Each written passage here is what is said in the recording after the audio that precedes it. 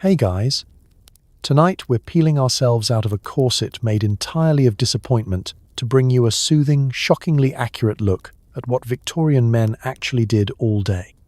Forget the cigars, horse-drawn brooding, and trousers so high they could see God. We're about to dive into the daily drama of the Victorian gentleman, from his lukewarm spoonful of despair-flavoured porridge to his passionate 3 p.m. argument about chimney tax. So, before you disappear into your pillow like a Victorian debt dodger, take a second to like the video and subscribe, but only if you actually enjoy what I do here. Leave a comment telling me which century you'd least like to time travel into. Now, dim those lights, turn on your fan for that soft, comforting white noise, and arrange your limbs in a way that would scandalize a Victorian recliner salesman. But let's pause for a moment. Have you ever wondered what Victorian men really did with their time? Did they all just sit in mahogany rooms writing letters to their eyebrows? How many hours a day can you spend scowling at wallpaper before it files a complaint? Was emotional repression considered cardio? Did they ever relax? Or was their idea of self-care just whispering "steady now" to themselves in the mirror? Did anyone actually like eating wet cabbage stuffed with more wet cabbage? Or was that just the side effect of believing flavour was a moral failing? Congratulations, you've just woken up in 1857. You have exactly one suit, no central heating, and you're already being judged by your neighbour for how you buttoned your waistcoat. Good luck. The Victorian day begins before the sun, fueled by existential dread, and the ever-present risk of being late for something. Possibly church, possibly breakfast, possibly a duel with a goose. Your bedroom is colder than your in-laws' compliments, and the first thing you notice is that your nightshirt has attempted to strangle you in your sleep. Welcome to morning, where even the wallpaper judges you. Your bed is a slab of mattress stuffed with horsehair and disappointment. There's no such thing as a soft landing here. Each morning is a battle with springs, so ancient they may have voted for Queen Victoria herself. You wake up in a half-frozen cocoon of wool blankets, your feet sticking out just far enough to regret every decision you've made about not inventing central heating. Somewhere in the darkness, a mouse coughs. You're not sure if it's judging you too, or just caught up in the general malaise. Your first move is strategic. Find your slippers without putting your bare feet on the floor, because your bedroom carpet is less a luxury and more a thin, unconvincing disguise for ice-cold wooden boards. No matter where you place your feet, it's like stepping into a puddle of regrets. Every Victorian man learns the art of the bedroom shuffle, hopping from rug to rug, desperately seeking warmth, dignity, and, failing that, a dry patch that doesn't smell of last week's coal fire. Now comes the ritual of checking the window. If you're lucky, there's only a mild layer of condensation, thick enough to sketch your anxieties on. If you're not, the glass has frosted over completely, and you consider going back to bed just so you don't have to admit that the weather is winning. But you're Victorian. You don't admit defeat. You stand there in your nightshirt, shivering, staring at the pale dawn with the grim determination of a man who knows he'll be blamed for the sun rising late. You reach for your dressing gown, wool, naturally, because nothing says I accept my suffering like wrapping yourself in the world's itchiest embrace. It's heavy, stiff, and always slightly damp, no matter how long it's been hanging by the hearth. The scent is a confusing mixture of mothballs, pipe smoke, and the sort of aftershave that could be used to revive a fainting horse. Now it's time to consider hygiene. Should you risk the freezing water in the wash basin, or just embrace the natural musk of manliness and hope today's cologne will cover most of your regrets? The Victorian answer, of course, is to do both badly. You splash your face with water cold enough to cause spiritual revelations, then dab yourself dry with a towel so thin you could use it as tracing paper. Your skin tingles, your soul leaves your body for a brief moment, and the only thing more bracing is the knowledge that the maid has probably seen you flinch. Meanwhile, outside your door, the house creaks awake with a chorus of distant bells, muffled voices, and the gentle clatter of someone else's existential panic. Your wife is already up, making the sort of urgent noises that imply she's discovered a dust mote on the staircase. The children are pretending to be asleep, hoping to avoid porridge. And somewhere, your father-in-law is coughing with the weight of 50 years of disappointment. There's no time to pause. Victorian mornings do not tolerate hesitation. Every second you linger, your to-do list multiplies.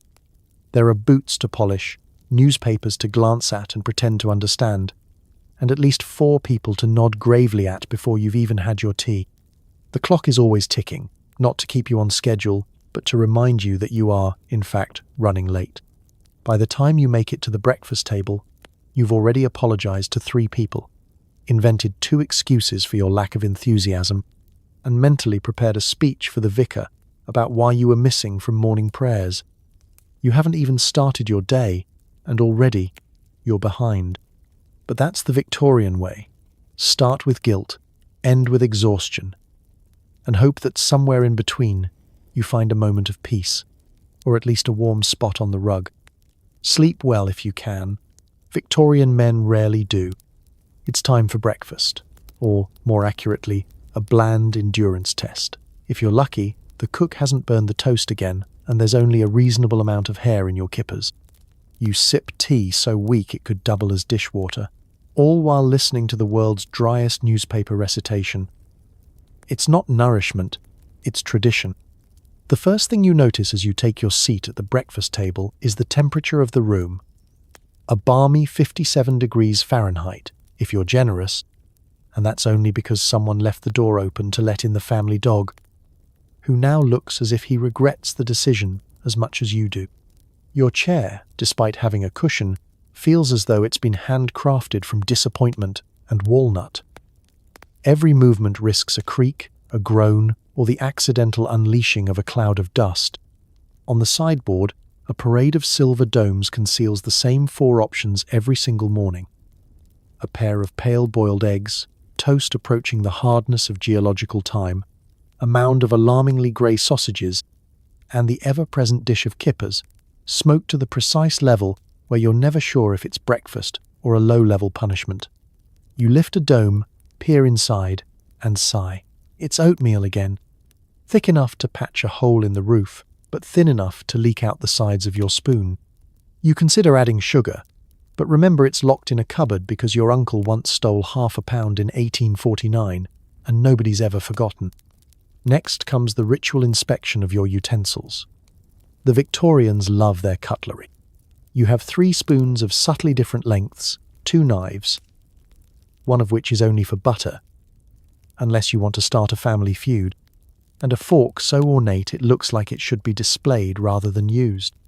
You select the smallest spoon, mostly because it looks the least dangerous, and prepare to tackle your porridge as the morning's first test of willpower. The rest of the family filters in, each carrying their own brand of early morning doom. Someone clears their throat in a way that suggests either a cold or a pointed comment about your hair. Your youngest child is attempting to butter toast using a method last seen during the Franco-Prussian War. Your wife politely reminds you not to slouch, as if good posture might summon a more interesting meal. You try the tea again. It's warm, at least, and faintly reminiscent of actual tea leaves. There's a faint taste of last night's mutton, suggesting that someone forgot to wash the pot again, but you're too tired to complain. The newspaper arrives with a satisfying thump and is promptly unfolded with the gravitas usually reserved for state funerals. Someone starts reading aloud, and within minutes, you've learned about a potato blight in Ireland, a suspiciously shaped turnip in Kent, and the latest budget debate, which is only slightly more exciting than the toast. Conversation is cautious, like a herd of deer approaching an unfamiliar pond.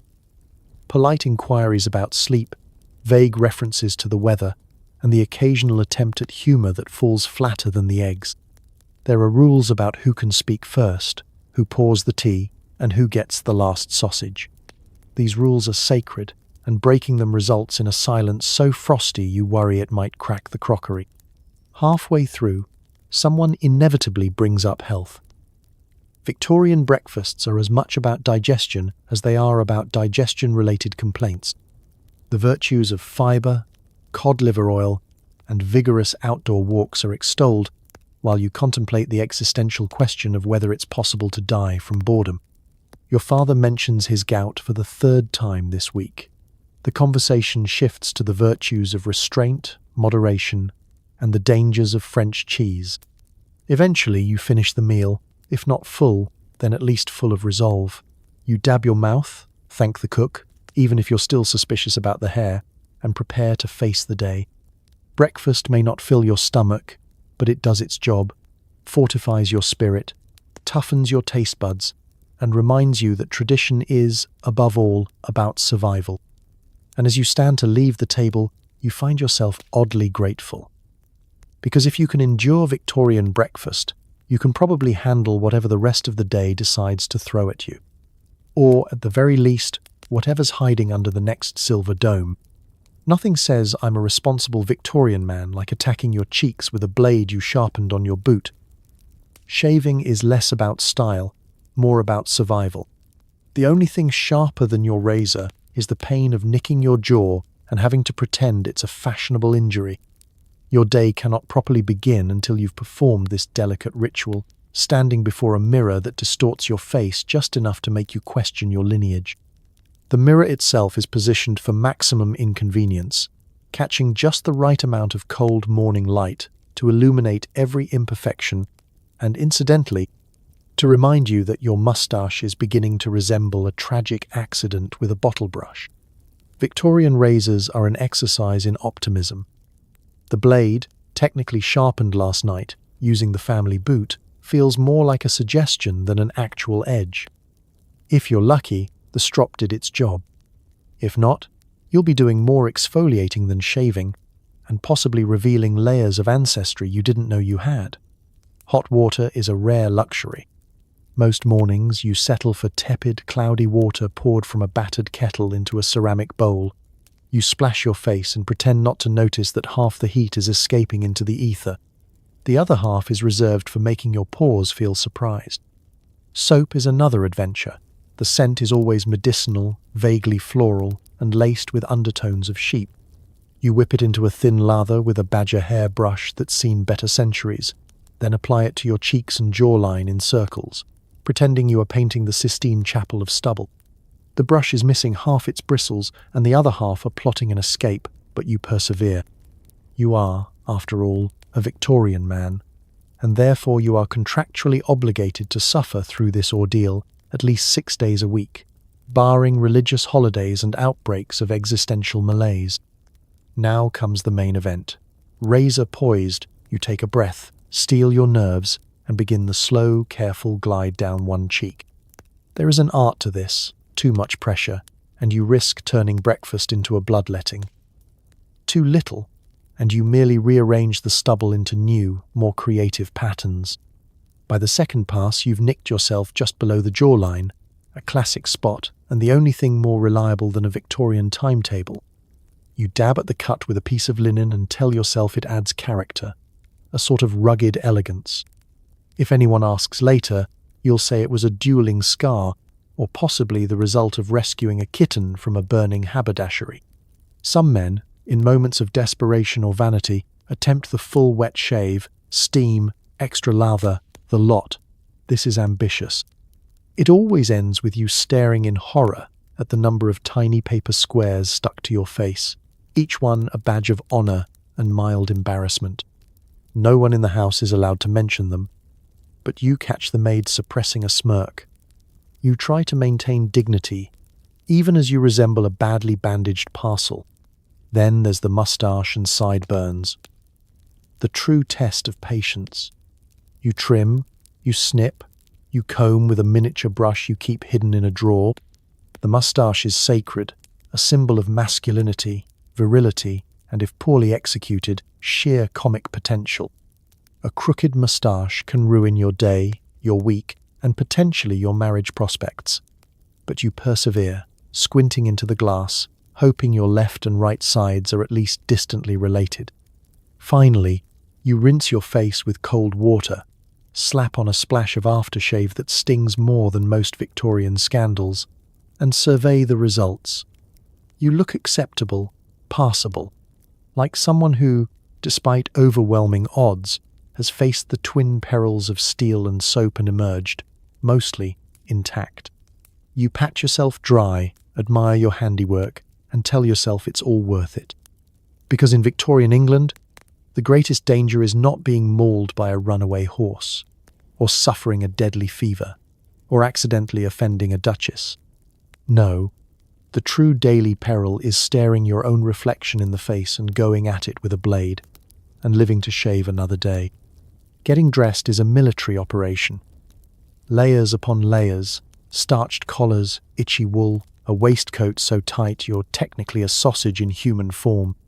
There are more rules about what you can't wear than things you actually own. One misbuttoned cuff and you're a social outcast. Your wardrobe, at first glance, is impressive. Endless rows of jackets, trousers, hats, and things with names so archaic, even your tailor isn't sure what they're for. But don't be fooled. For the average Victorian man, owning more than 3 changes of clothes is considered dangerously extravagant, almost French. So, you stick to the basics. One reliable black coat for business and funerals, one slightly greenish coat for everything else, and a pair of trousers that have survived more winters than most of your ancestors. The first layer is the linen shirt. Linen is Victorian for soft if you ignore the scratchiness and pretend you're above physical pain. You button it all the way up, wincing as the stiff collar edges do their best to give you a permanent necklace-shaped rash. Next comes the undershirt or vest, which exists solely to soak up sweat and, occasionally, your tears. The goal is not comfort. The goal is to prevent your actual shirt from smelling like you after walking half a block in July. Now, the trousers. Victorian trousers are not designed for sitting, bending, or breathing. You wedge yourself in with the determination of someone stuffing a mattress into a pillowcase, then secure the buttons.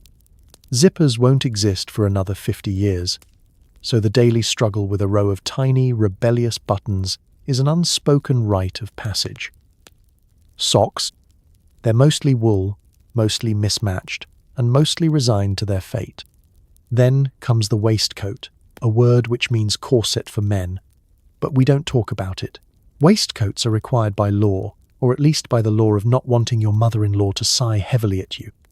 They're tailored to fit snugly, which in Victorian tailoring means impossible to exhale in. You may be light-headed, but you look presentable. That's what matters. The jacket is the crowning glory. It's made of wool thick enough to double as roof insulation, and it's so heavy that by the time you put it on, you're already sweating, even if it's February. You tug at the lapels, check your reflection, and wonder if your shoulders have always been this uneven. The answer is yes. But the jacket distracts from that, drawing all attention to the fact that you're one step away from toppling over backward like a fashionable turtle. Accessories are next. The cravat or necktie is a daily puzzle. A long, confusing strip of fabric requiring at least 3 diagrams and a minor in advanced knot theory. You wrap, fold, and tie until your neck resembles a very elegant sausage roll. There are cufflinks, don't lose them, a pocket watch, even if it doesn't work, and the hat. Always the hat. Choosing the wrong hat is the quickest way to social disaster. Bowler for business, top hat for the opera, and a flat cap only if you're pretending to be a man of the people. Shoes, finally, are stiff leather, gleaming with polish and absolutely designed for neither comfort nor long-distance walking. You jam your feet in, lace them up, and marvel at the fact that you now have a 50% chance of getting a blister and a 100% chance of being told you're not properly dressed. At last, you stand in front of the mirror, layered, laced, buttoned, and bound. You can't bend at the waist, turn your head, or raise your arms above your shoulders, but you are, according to every etiquette book, ready for the world. Of course, you forgot your gloves. So, back to the dresser you go, sweating and cursing in a very proper, muffled Victorian way, knowing that for the next 12 hours you will be encased in wool, starched linen, and the constant, suffocating anxiety that comes from knowing you will never be as well dressed as your tailor's cat. But at least, for now, your cuffs are properly buttoned. Victory is yours, until someone points out your waistcoat is the wrong shade of black for the season. Victorian fashion is war, and today you've survived another morning on the front lines. Your commute is a journey through pea soup fog so thick you can taste last night's coal fires. You dodge carriages, horse droppings, and the occasional panicked poet. If you're not coughing by the time you reach your club, are you even really Victorian? The day begins with a heavy sigh. A last, desperate attempt to convince yourself you might invent the telegraph before you have to leave the house. But the city is calling, and the fog is already curling at the windows like an eager, judgmental house cat. You step out the door and are immediately engulfed by a damp grey shroud. The kind of weather that feels less like air and more like soup with bits. Somewhere in the distance, a bell tolls, possibly a church, possibly a warning that someone has tripped over a lost poodle in the street. Your boots squelch against the pavement as you set off, one hand clutching your hat and the other searching for an umbrella which you inevitably left behind in yesterday's cab. Visibility is approximately 3 feet on a good day, and on a bad day, you're lucky if you can find your own mustache. Every step is a negotiation with the unseen. There's the lurking threat of a runaway hansom cab, a barrel-chested horse, or a fellow commuter whose only goal seems to be walking directly into you while loudly lamenting the decline of modern manners. The city sounds different in the fog, muted, secretive, as if London itself has decided to whisper. Hoofbeats become ghostly echoes. The click of a lady's heels on the cobbles sounds suspiciously like Morse code. Somewhere, someone shouts about a sale on boiled eels, but you'll never know who or where because everyone looks equally mysterious and equally guilty. Is that your barber, or just a man with an excellent side part? Best not to make eye contact, in case you accidentally end up in a conversation about the weather, which, in Victorian London, could last until lunch. You make your way down the pavement, careful to avoid the larger puddles, which may or may not be bottomless, and the smaller boys darting through the mist, delivering newspapers, letters, and the latest round of neighbourhood gossip. A sudden gust of wind threatens to blow your hat into the Thames, and you reflexively clutch it tighter, knowing full well that any hat-related mishap is social suicide. Hats are everything. Lose your hat, lose your reputation, and possibly your place in the club's annual egg and spoon race. There is, inevitably, the street vendor with his tray of mystery pies, hollering for your business with a voice that could saw through granite. The smell is both intriguing and alarming. Meat, onions, a note of something unidentifiable. You consider buying one, mostly for warmth, but decide against it after remembering what happened to Cousin Algernon last spring. Some things are not worth repeating. A carriage rattles by, drenching you with a fresh coat of mud. You pretend not to notice, as is the Victorian way. Someone's dog yaps at your ankles, and you step aside just in time to avoid a particularly treacherous heap of manure, only to step into another, less obvious one. You sigh, because nothing says good morning quite like the cold squelch of regret between your toes. Eventually, the fog begins to thin, slightly. The ornate front doors of your club or office emerge from the grey, glowing like a beacon of tea, armchairs, and questionable conversation. You shake out your coat, attempt to brush off the worst of the street's offerings, and step inside, prepared to regale your colleagues with harrowing tales of your epic journey. Nobody is impressed. They were all there too, and someone else got splashed with a greater volume of something unmentionable. But you made it. You have survived another morning's passage through London's industrial haze, a feat requiring agility, luck, and the lung capacity of a coal miner. Congratulations. You're officially awake, damp, and ever so slightly more Victorian than when you started. You've made it to work. Congratulations. Now prepare to drown in paperwork and passive aggression. The office is a maze of ledgers, quills, and colleagues named Nigel. Nobody knows what anyone else actually does, but everyone is exhausted by lunch. The first thing that hits you isn't the smell of fresh ink, but the collective sigh of a dozen men realizing the day hasn't even started. The office, in its infinite wisdom, is arranged to maximize discomfort. Desks are crowded together, forming small battalions facing the central fireplace, which hasn't been lit since the Crimean War. You settle into your chair, a relic of 1812 that creaks ominously, as if threatening to give way the moment you relax. Around you, paperwork accumulates at a speed usually reserved for plagues. Ledgers tower precariously, each one containing 3 centuries of sales figures, debt, and mysteries no one dares solve. Every document is handwritten, every page cross-referenced, footnoted, and sometimes annotated by an unknown entity who, by the handwriting, may be either your manager or a deeply caffeinated squirrel. Your first task: retrieve your inkwell. If you're fortunate, it hasn't been borrowed, spilled, or replaced with cold gravy by a practical joker from accounting. You dip your quill and begin the sacred act of copying, which in Victorian England means reproducing the same sentence 50 times in slightly different ways until your wrist resembles a withered turnip. The quill itself is an instrument of torture, finicky, splattery, and prone to snapping at the exact moment you're signing something important. If you get through the morning without blotting your shirt or inventing a new swear word, you're already Employee of the Month. There's always an urgent report due, a mysterious memo from management, and at least one folder containing nothing but miscellaneous. Meetings are called at random, usually to discuss the outcome of previous meetings or to plan the next meeting. Attendance is mandatory, enthusiasm is not. You sit in a drafty side room, sipping tepid tea, and listening to Nigel number 3 explain why the leather goods account requires a new column for miscellaneous shenanigans. No one asks what that means. You all just nod and add another page to your growing stack of incomprehensible notes. Communication is an art form, subtle, coded, and frequently weaponized. A raised eyebrow can signal anything from well done to I will haunt your descendants. Notes are passed under the desk. Invitations to lunch are issued with the formality of a marriage proposal, and the passive-aggressive memo reigns supreme. Per my previous letter is the Victorian equivalent of I told you so, but let's pretend to be civil. Breaks are rare and precious. You sneak a glance out the window, hoping for inspiration or, failing that, a distraction.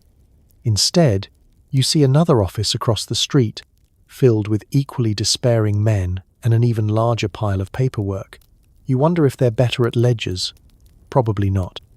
By midday, you've survived 2 accidental ink spills, 3 requests for reports on things you barely understand, and 1 heated debate about the correct way to file miscellaneous. Lunch is less a meal and more a brief escape. Cold pie, a hunk of bread, and just enough time to mentally prepare for the afternoon onslaught. If you're lucky, someone will bring in biscuits. If you're unlucky, someone will bring in healthy alternatives, dried apple slices that taste like disappointment and dust. The afternoon drags on. You daydream of escape, perhaps opening a haberdashery or joining a circus, but realize quickly that both would involve paperwork. By 4 o'clock, the ledgers have grown, your quill is permanently stained, and you have developed a mild but persistent dislike for everyone named Nigel. As the clock chimes 5, the office collectively exhales. Papers are stacked, quills are stowed, and passive aggression is shelved until tomorrow. You step out into the evening, not sure what you accomplished, but certain you survived. And in Victorian England, that's about as good as work gets. Coffee houses are where Victorian men go to network, gossip, and pretend they understand the stock market. The drinks taste like burnt wood and regret, but you nod along anyway because you never want to admit you're confused by compound interest. You enter, shrouded in the pleasant illusion of sophistication, stepping over the threshold into a room thick with pipe smoke, nervous laughter, and the faint aroma of desperation. The tables are crowded, and every seat is occupied by a gentleman hunched over the latest broadsheet, a battered ledger, or a cup of coffee so strong it could double as shoe polish. You eye the chalkboard menu, which lists a dizzying array of drinks: Turkish, French, mocha, and something called breakfast blend that, judging by the colour, is mostly optimism and boiled water. The first rule of the Victorian coffee house is, Never order anything too confidently. You don't want to seem like you care. You request the usual, which is code for whatever is cheapest, and take a seat by the window, close enough to the action to overhear but far enough that you won't be dragged into a heated debate about the corn laws. Your cup arrives. It is, in a word, tragic.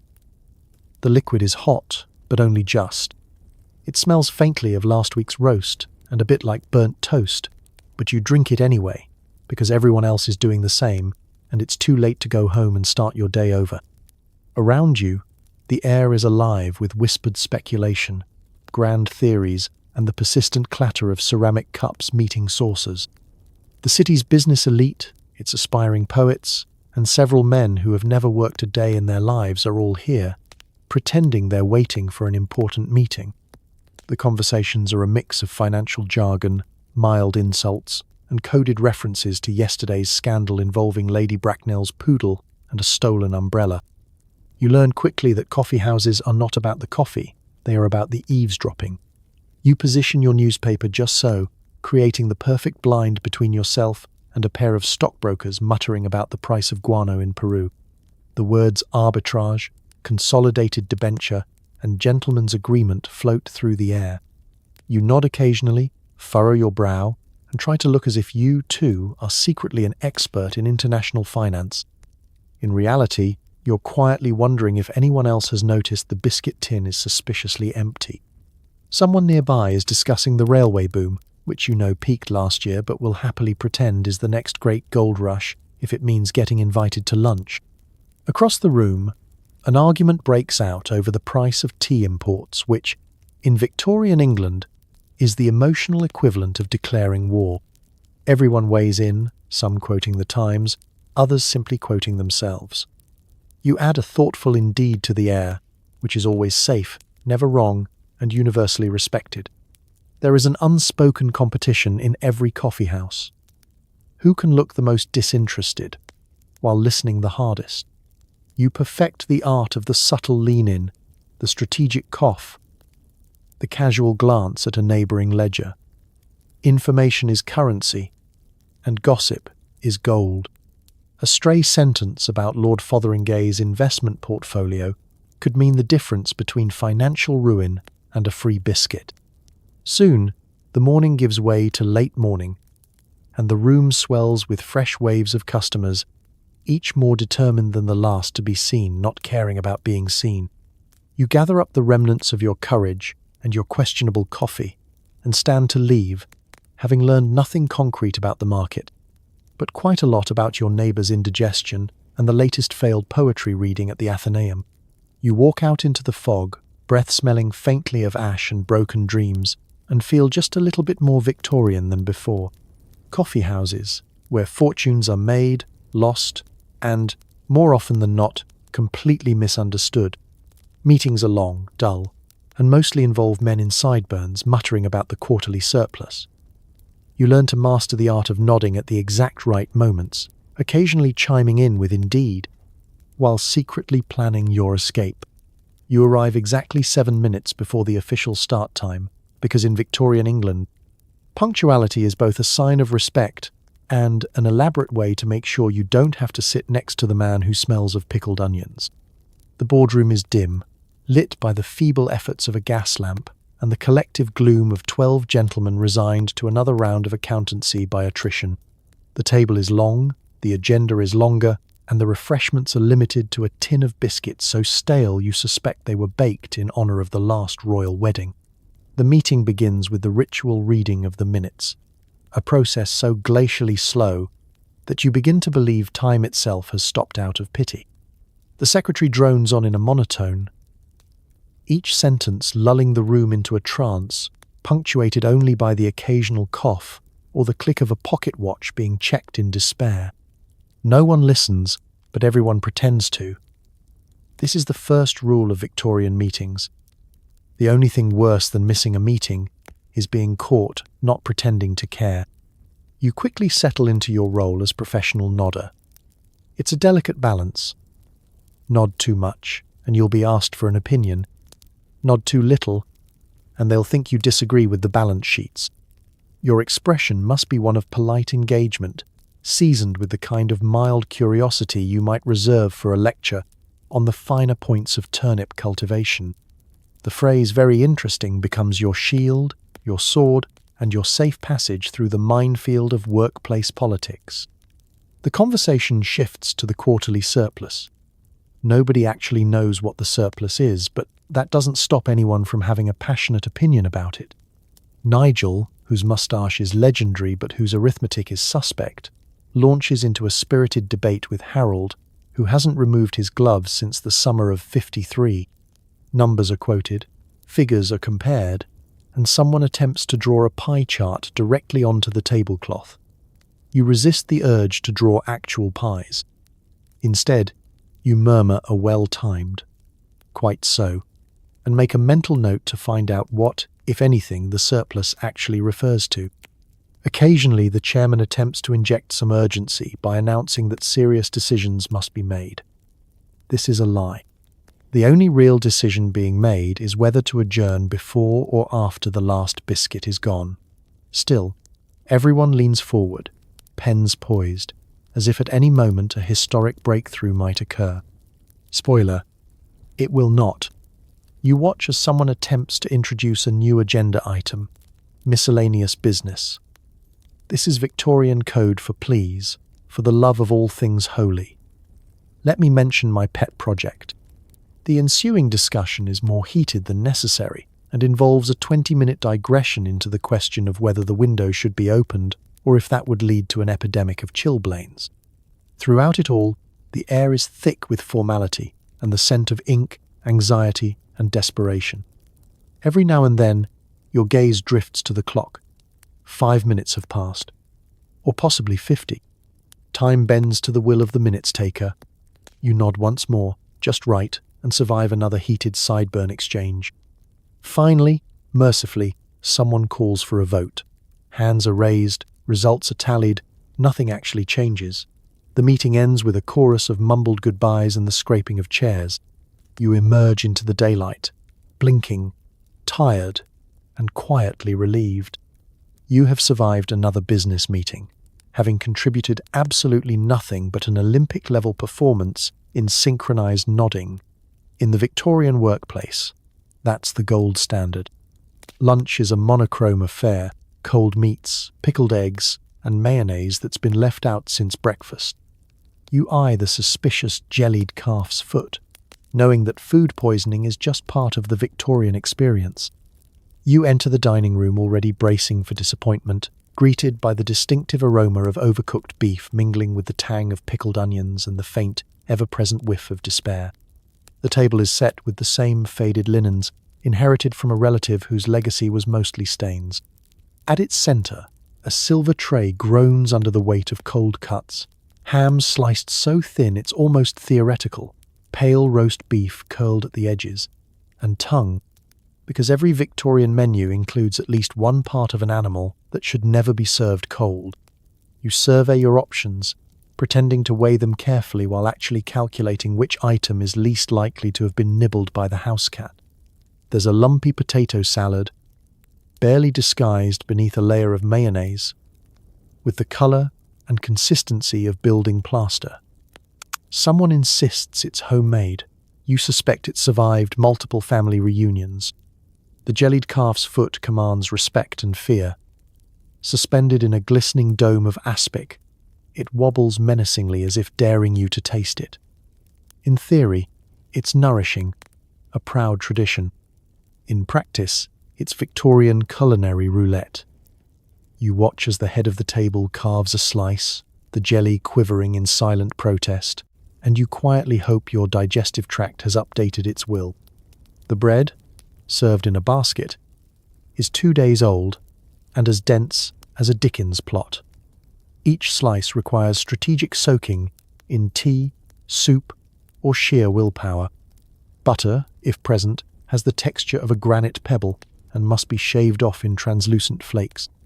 There are also hard-boiled eggs, dyed green around the yolk, and served with the casual confidence of someone who's never heard of salmonella.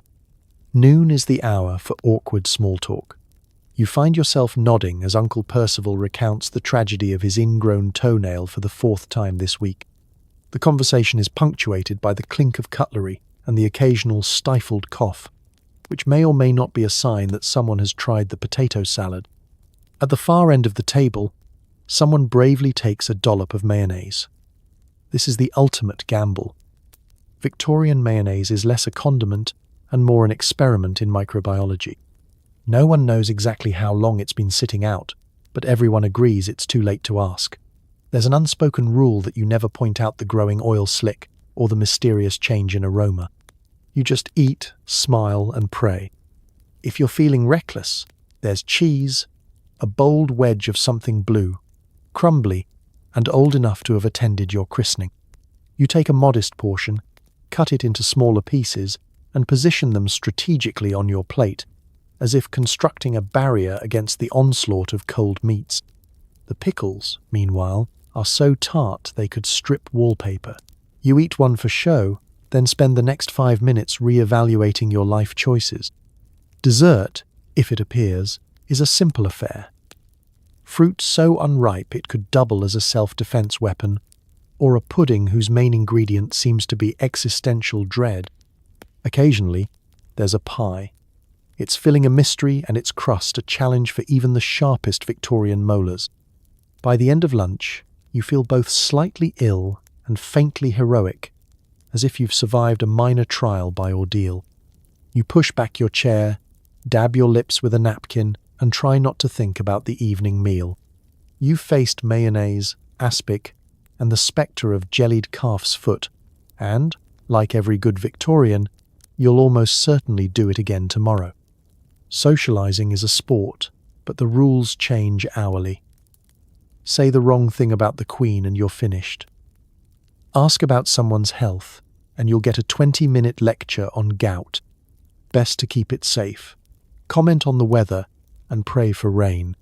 It's midday in the Victorian drawing room, and you find yourself surrounded by stiff collars and even stiffer upper lips. The air crackles with the tension of 30 different unspoken rules, most of which you are probably breaking by accident just by breathing too loud. Your teacup rattles in its saucer, not because you're nervous, though you are, but because you've been holding your pinky finger aloft for so long it's lost all feeling. You know the stakes. Conversation, in polite society, is less about sharing thoughts and more about skillfully navigating an obstacle course made entirely out of other people's opinions. The right remark can open doors. The wrong remark can close them so fast your family may have to move to Wales. The opening volley is always the weather. You're expected to express delight in a light drizzle, concern for the state of the roses, or mild disappointment if the sun dares to appear before 4 o'clock.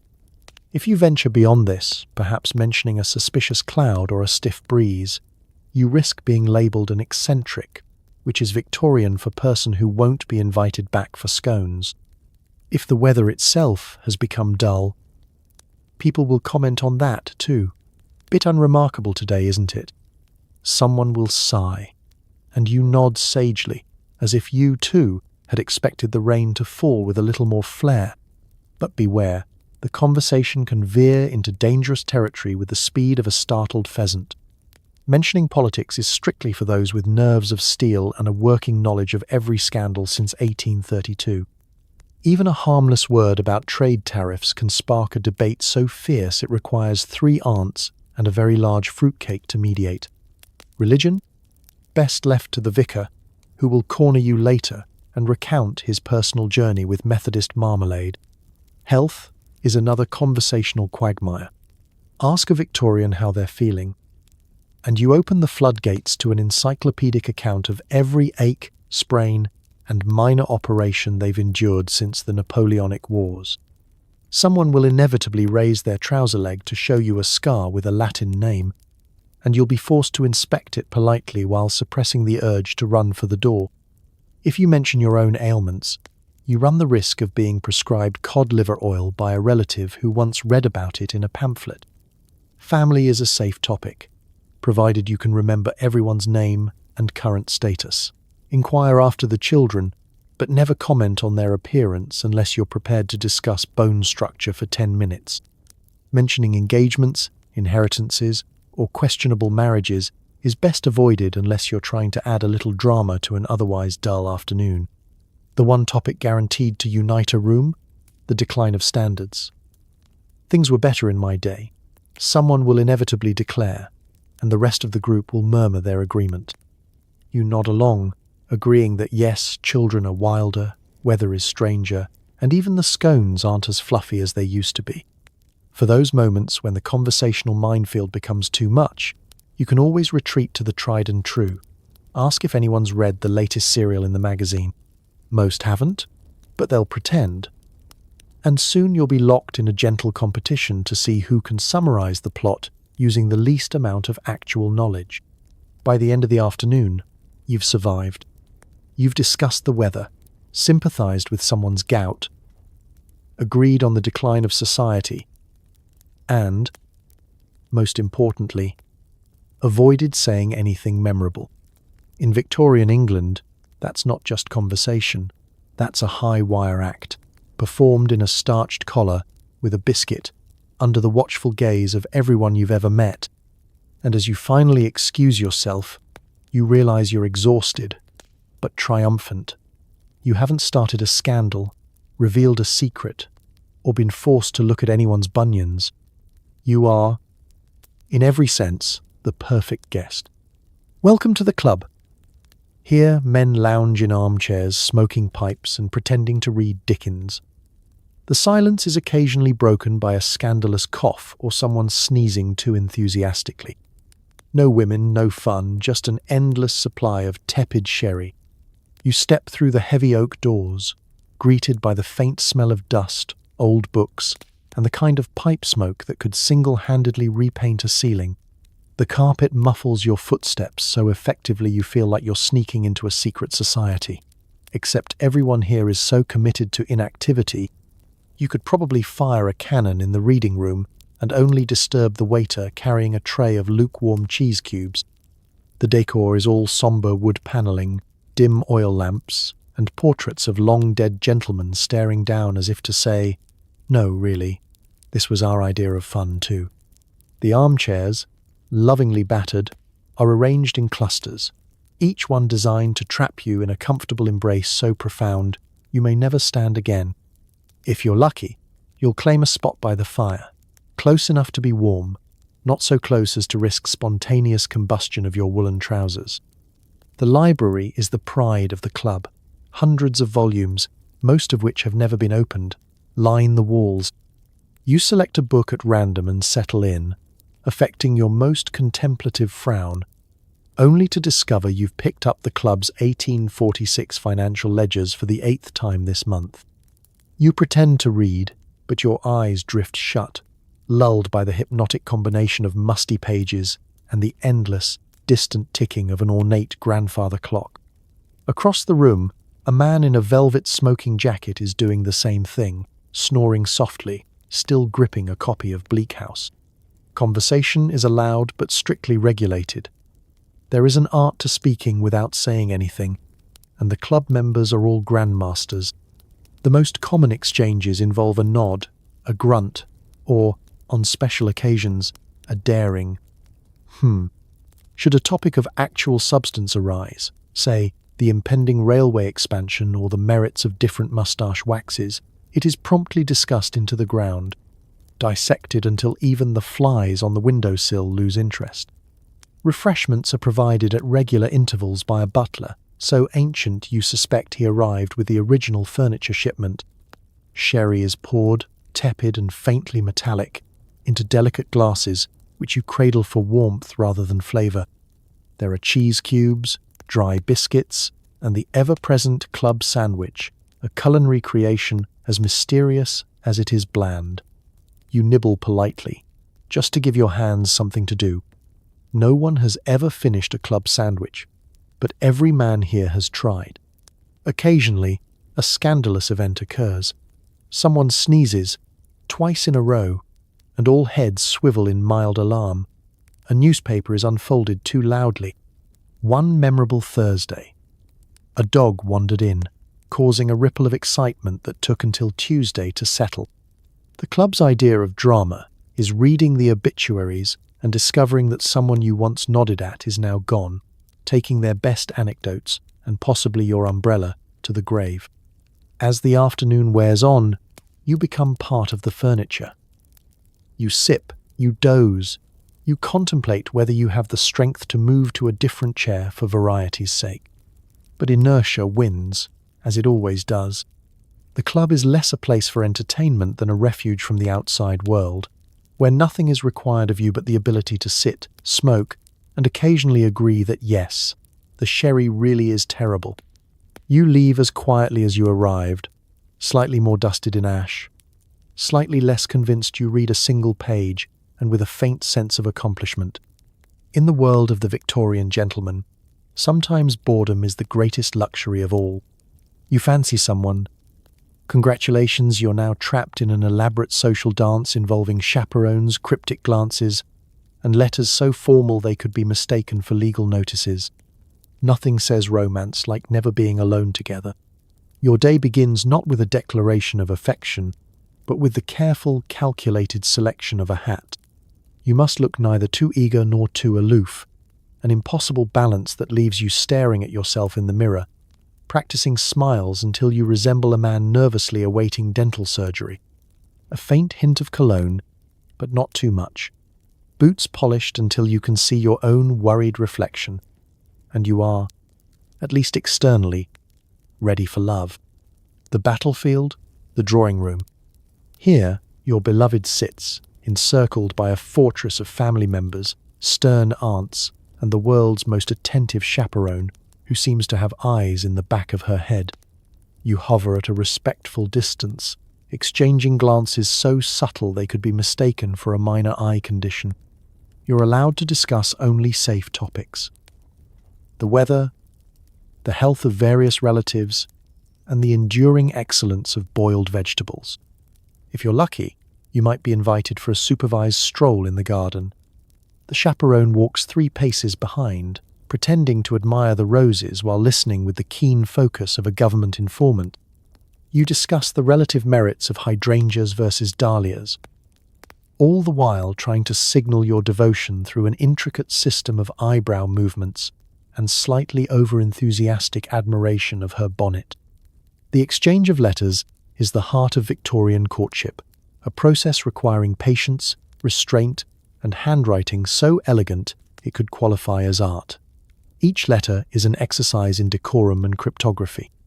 Declarations of love are buried between lines about the weather or the state of one's rheumatism. My dearest Miss W., I trust this note finds you well.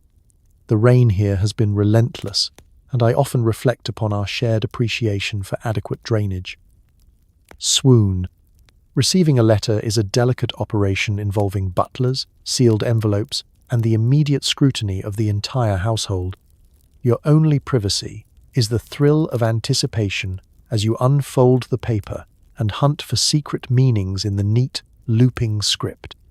Does sincerely yours mean genuine affection, or just that you haven't been caught in a scandal yet? Emotional clarity is not the Victorian way.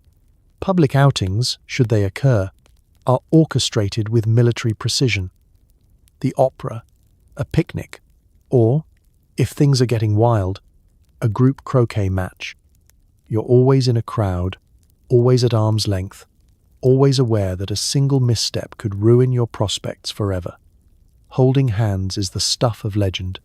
Accidentally brushing elbows? Expect a discreet yet devastating family meeting. And then there's the proposal. Gone are the days of spontaneous declarations. Instead, you seek an audience with her father. Hands trembling, prepared to present your credentials as if applying for a banking license. You discuss your prospects, your morals, and whether or not you own a serviceable umbrella. The outcome rests less on love and more on your perceived ability to withstand disappointment and rainy weather. If all goes well, congratulations, you're now engaged. Your social life explodes with congratulatory visits, advice from elderly relatives, and the sudden arrival of third cousins you've never met. Your every move is monitored for evidence of suitable conduct. The wedding itself will be the culmination of months, if not years, of careful choreography. and you may still never find yourself alone together until the honeymoon. In the Victorian era, love is a group activity, and romance is as much about avoiding scandal as it is about feelings. By the end of your courtship, you'll have mastered the art of the indirect compliment, the subtle glance, and the heartfelt, legally binding letter. And as you lay awake at night, wondering if her last yours truly meant anything more, you realize Victorian dating may not be romantic, but it's certainly memorable, if only for the sheer amount of paperwork involved. An afternoon walk is compulsory, lest your neighbours suspect you of moral decline. Parks are filled with nervous couples, suspicious ducks, and at least 3 people pretending to enjoy the latest poetry. Sitting on a bench is considered a radical act. You set out just after luncheon, clutching your hat, armed with a walking stick you don't actually need but feel is essential for appearing purposeful. The sky is always just threatening rain, the breeze is always strong enough to rearrange your hair, and you're always being watched, if not by the living, then by at least 24 stone cherubs and a suspicious gardener with a rake. The path winds through beds of flowers named after dead princesses and over bridges designed to collapse under the weight of your existential anxiety.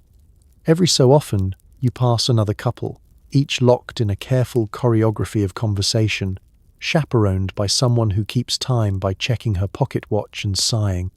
You greet them with the precise level of enthusiasm dictated by etiquette, a smile that says, "I recognize you, but let's not get carried away." Children dart past, engaged in games with rules so complicated not even they understand them, supervised by nannies whose gaze could curdle cream. At every turn, you risk running into an acquaintance who insists on discussing the latest serial in the magazine, which you haven't read but claim to admire for its innovative approach to punctuation. Your afternoon stroll becomes an obstacle course of polite small talk and forced laughter.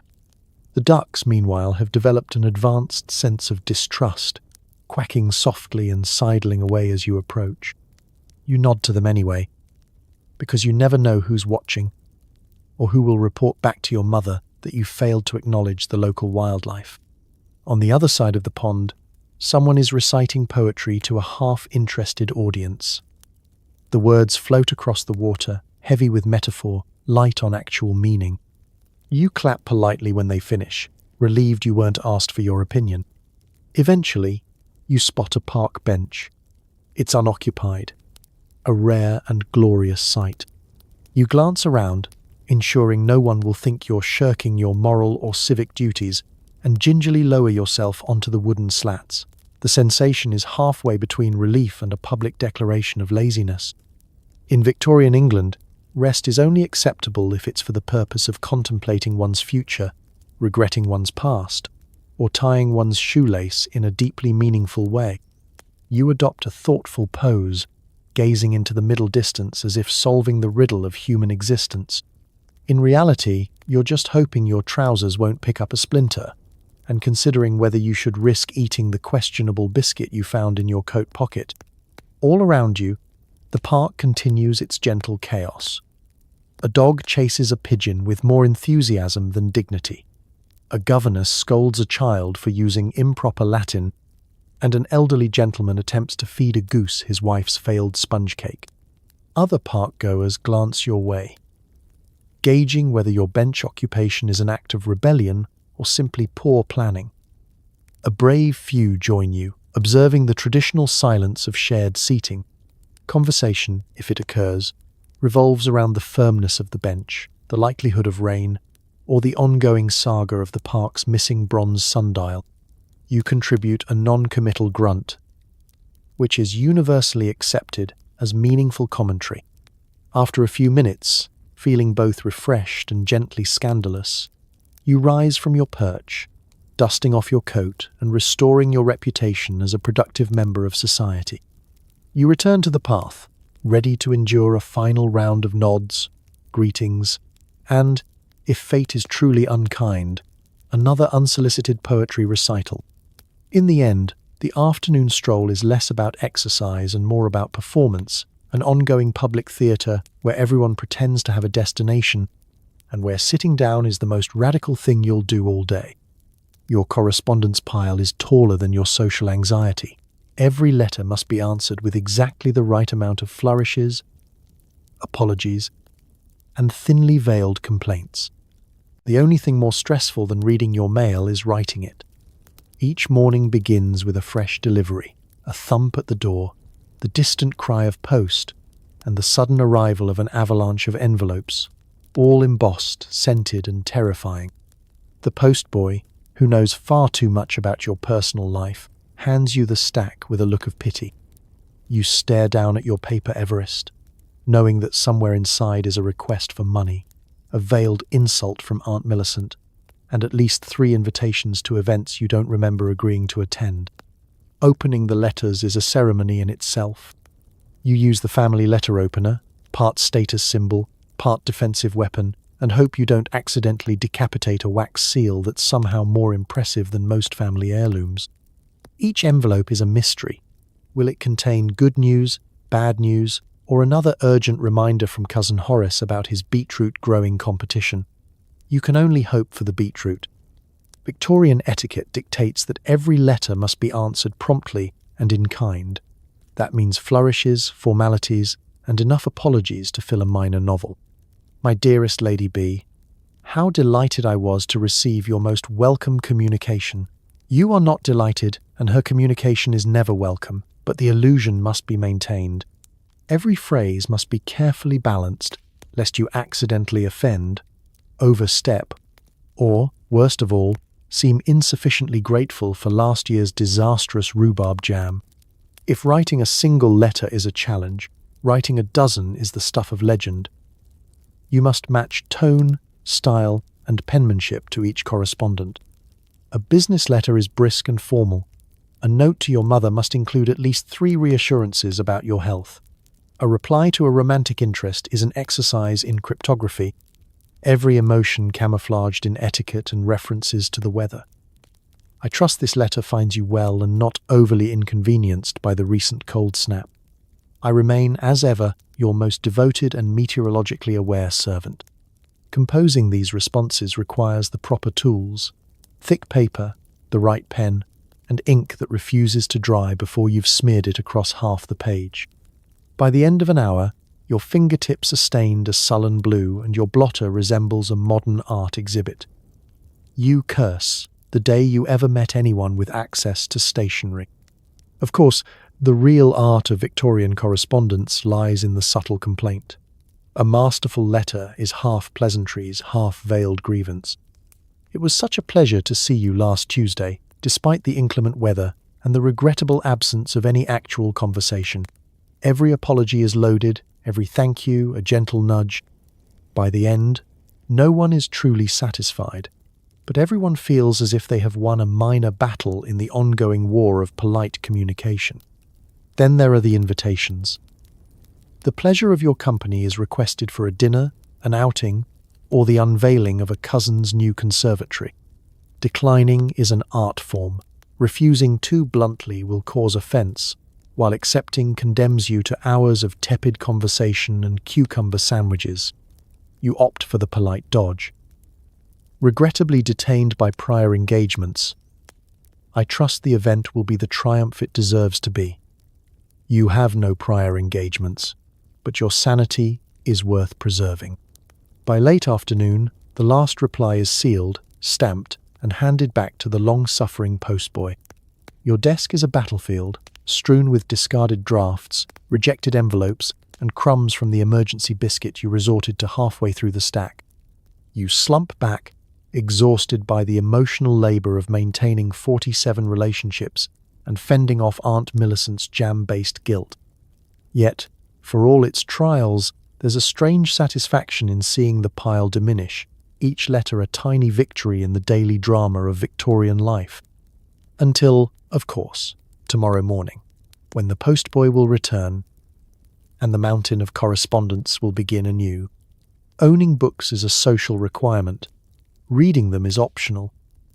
You spend hours arranging volumes by author, color, and how impressive the spines look.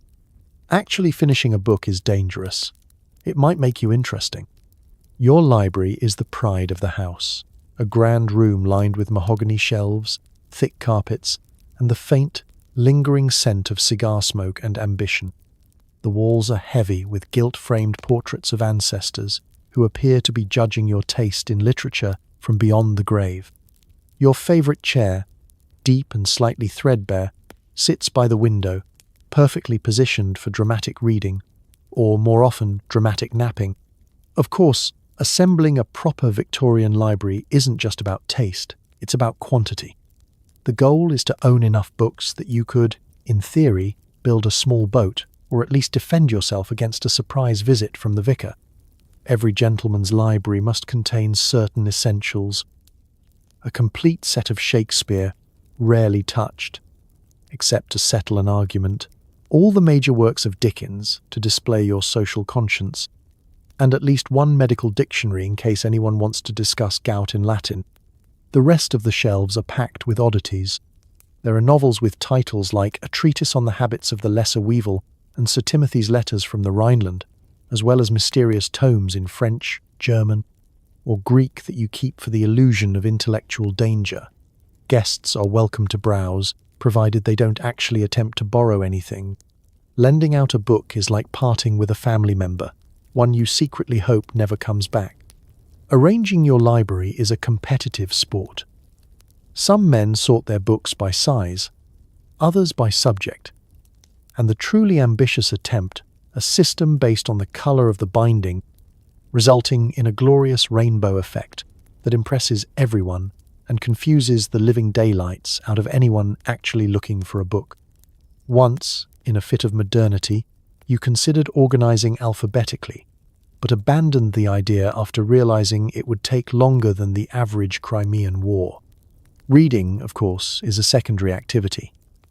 You're expected to have strong opinions about the latest serialized novels, the merits of Gothic architecture, and the decline of epic poetry. But should anyone catch you reading in earnest, you risk being labeled eccentric, or worse, having your views solicited at dinner. To be interesting is to be unpredictable. And unpredictability is the first step towards scandal. Nevertheless, every now and then you do attempt to read. You select a likely volume, On the Proper Care of Turnip Fields, Volume 2, settle into your chair and open to the first page. Within minutes, your eyes glaze over, the fire crackles soothingly, and you drift into a gentle doze, dreaming of simpler times when books were just for pressing flowers and keeping doors open. Visitors to your library are carefully watched. You encourage thoughtful browsing, but discourage reading anything too modern, lest you be accused of radical tendencies. You've memorized the opening lines of at least 5 classic works for just such occasions. It was the best of times. It was the worst of times. Truer words, don't you think? You say, closing the book quickly before anyone asks what happens next.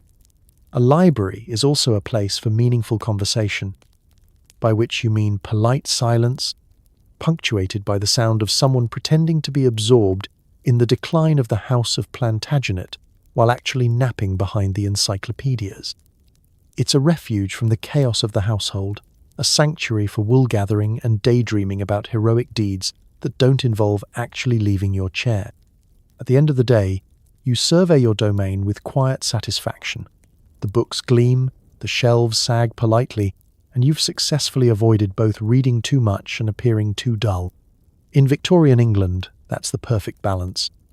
And as you extinguish the lamp and retreat for the evening, you know your library will stand, silent, dignified, and only mildly dustier than you'd ever admit, to impress and intimidate for another day. Feeling sporty? Time for croquet, cricket, or chasing a fox through someone else's hedge. Exercise is less about health and more about displaying the right amount of athletic ineptitude. You're not trying to win, you're trying not to faint. In the Victorian era, physical activity is a public performance, less about burning calories and more about burning-ish energy in a way that signals robust constitution and a total lack of professional commitment. Sports are a crucial part of the social hierarchy. Every gentleman must participate, or at least be seen near the action, perhaps holding a racket in a convincing fashion while discussing the finer points of beef Wellington. Your first challenge is wardrobe. Preparing for a game of croquet requires a uniform so restrictive it's a miracle anyone can walk, let alone swing a mallet. Stiff-collared shirts, starched cuffs, and hats precariously perched atop perspiring brows. Trousers are so tight, they threaten to split at the first sign of enthusiasm. No matter the sport, the only guarantee is that you'll be too warm and somehow still damp. The day's first event is croquet, a Victorian favourite. Equal parts athleticism and passive aggression.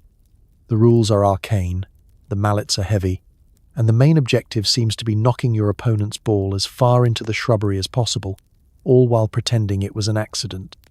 You bend, swing, and try not to topple over as Aunt Gertrude offers running commentary on your form. Croquet is not about scoring points. It's about surviving family politics with dignity and, if you're lucky, only minor grass stains. For those seeking more excitement and potential lawsuits, there's cricket. An afternoon on the pitch is a rite of passage for any aspiring Victorian sportsman. The match begins with much ceremony, polished bats, gleaming whites, and a group photo in which everyone tries to look both heroic and modest. The actual play is an exercise in patience. You stand in the field, listening to the distant hum of bees and the closer hum of the bowler's monologue about his ankle. Every now and then, a ball is hit in your direction. You give enthusiastic chase, pretending not to mind that your hat is sliding down over your eyes and your shoes are rapidly turning into mud sculptures. Then there's fox hunting, the ultimate outdoor adventure, or ordeal. You mount a horse, one that almost certainly dislikes you, and join a pack of other riders, hounds, and hangers-on. The goal? To gallop bravely across the countryside in pursuit of a fox. But the reality is usually more about tumbling into ditches, apologizing to angry farmers, and desperately clinging to your dignity and your saddle. The true skill is dismounting without revealing how little you've actually controlled the horse. If you prefer a quieter form of exertion, there's always lawn tennis or archery. Both offer the chance to appear vigorous while actually moving as little as possible. Archery in particular allows for hours of commentary on the wind, your stance, and the philosophy of arrows, all while missing the target by a respectable margin. Of course, no matter the sport, refreshments are never far behind.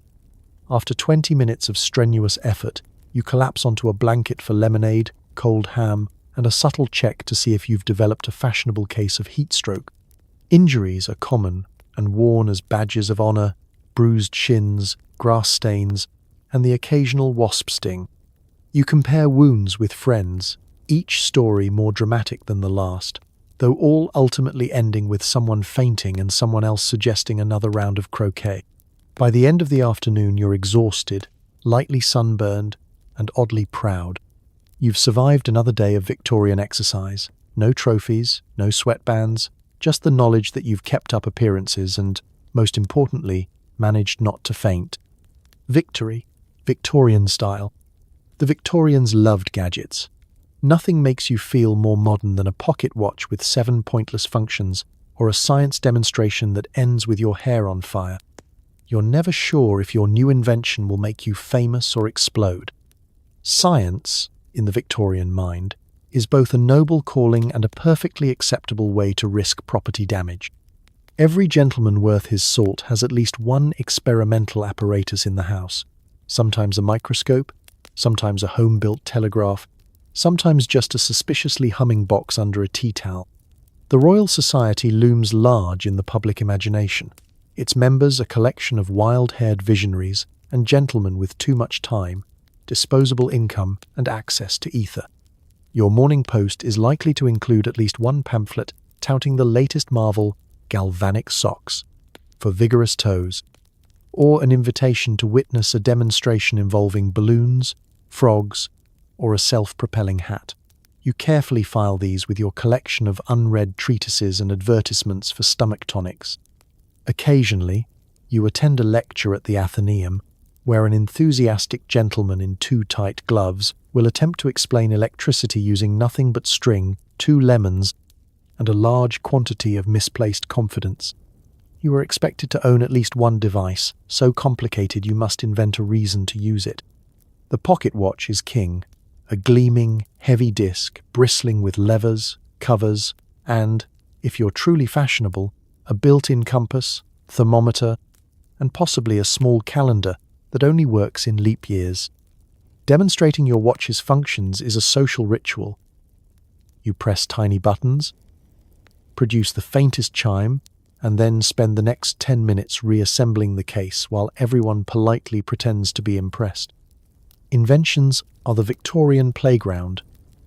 You might dabble in photography, an undertaking that requires a cartload of equipment, 8 minutes of holding your breath, and the patience of a stone. Or perhaps you build a steam-powered egg whisk, which promptly erupts and redecorates the kitchen ceiling with a light coat of yolk and soot. This is the risk. For every triumph, a working gas lamp, a successful batch of home-distilled cologne, there are 2 disasters and 1 scorched eyebrow. Scientific evenings are a highlight in any Victorian social calendar. You and your friends gather around a table littered with wires, glass tubes, and at least 3 things labelled caution. Tonight's experiment, an attempt to create artificial lightning indoors. You take turns cranking a machine the size of a horse, watch sparks fly, and then spend the next hour restoring order after a minor blackout. No one is hurt, except perhaps the family cat, who now glows faintly in the dark and seems to have acquired a taste for magnets. Of course, not all gadgets are dangerous. Some are merely confusing. There are pneumatic dispatch tubes that promise to deliver your letters with astonishing speed, only to jam and return your correspondence covered in mysterious stains. You own a mechanical pen that leaks ink on cue, a stereoscope for viewing 3-dimensional images of famous landmarks, and, if you're truly forward-thinking, a home telephone that works most days, provided the butler stands on 1 foot and the wind is blowing from the east. The scientific press is awash with promise.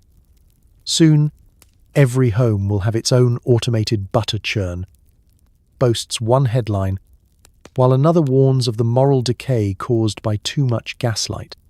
For every invention that sticks, flush toilets, sewing machines, there are 5 more that join the graveyard of failed ambitions, including the automatic mustache curler and the ill-fated portable soup warmer, scalding included at no extra charge. Still, being a part of the Victorian age of progress means you can look at your singed cuffs and sooty shoes and say, "I was there."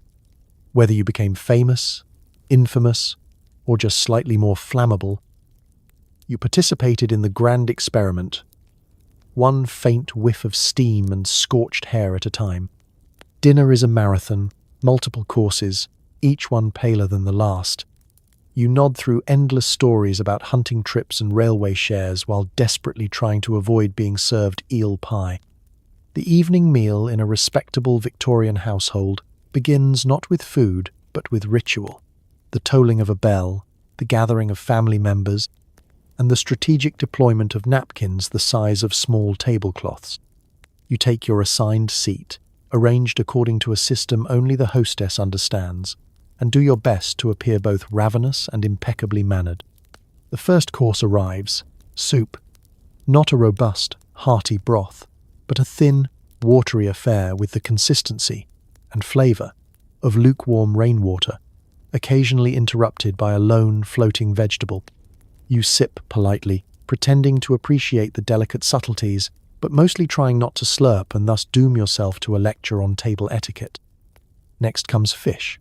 In theory, it's sole or trout, graceful, delicate creatures from the river. In practice, it's a grey slab, boned within an inch of its life, and served with a mysterious white sauce that tastes faintly of disappointment. There is bread, cold and dense, to soak up the sauce, and you eat just enough to appear grateful, all the while glancing sideways at the approaching servant with the eel pie. If you're lucky, you avoid it. If not, you accept a slice with the same courage you might reserve for a medical procedure. The main course is always some form of boiled meat. Beef, mutton, lamb, all rendered nearly indistinguishable by the relentless embrace of the stock pot. The cook's motto is, "If in doubt, boil it," and tonight is no exception. Vegetables arrive as well, having surrendered both colour and texture long ago. Carrots are pale orange shadows of their former selves, and potatoes are more suggestive than substantive. You search for gravy, but it's more of a watery sigh than a sauce. Conversation is as carefully managed as the courses. The men at the table discuss investments, railway shares, and the latest hunting expedition, complete with dramatic reenactments of the time someone's hat blew off in a stiff breeze. You nod, smile, and offer the occasional indeed to demonstrate you are both awake and suitably impressed. The women, seated at the other end, whisper about eligible bachelors, flower arrangements, and the recent scandal involving Lady Tibbets and a runaway poodle. As dinner stretches on, more courses appear. A strange wobbling jelly in a colour not found in nature, a platter of cold tongue, animal unspecified, and, for the brave, stewed fruit topped with a dollop of something that claims to be cream. The cheese plate arrives, featuring a blue-veined wedge that could double as a chemical weapon. You try a sliver, instantly regretting your decision as the flavour threatens to clear your sinuses for the rest of the week. Throughout the meal, servants glide in and out, refilling water glasses, replacing forks, and quietly judging your napkin technique. You do your best to keep up with the etiquette. Left hand in your lap, right hand on your cutlery, eyes alert for surprise eel.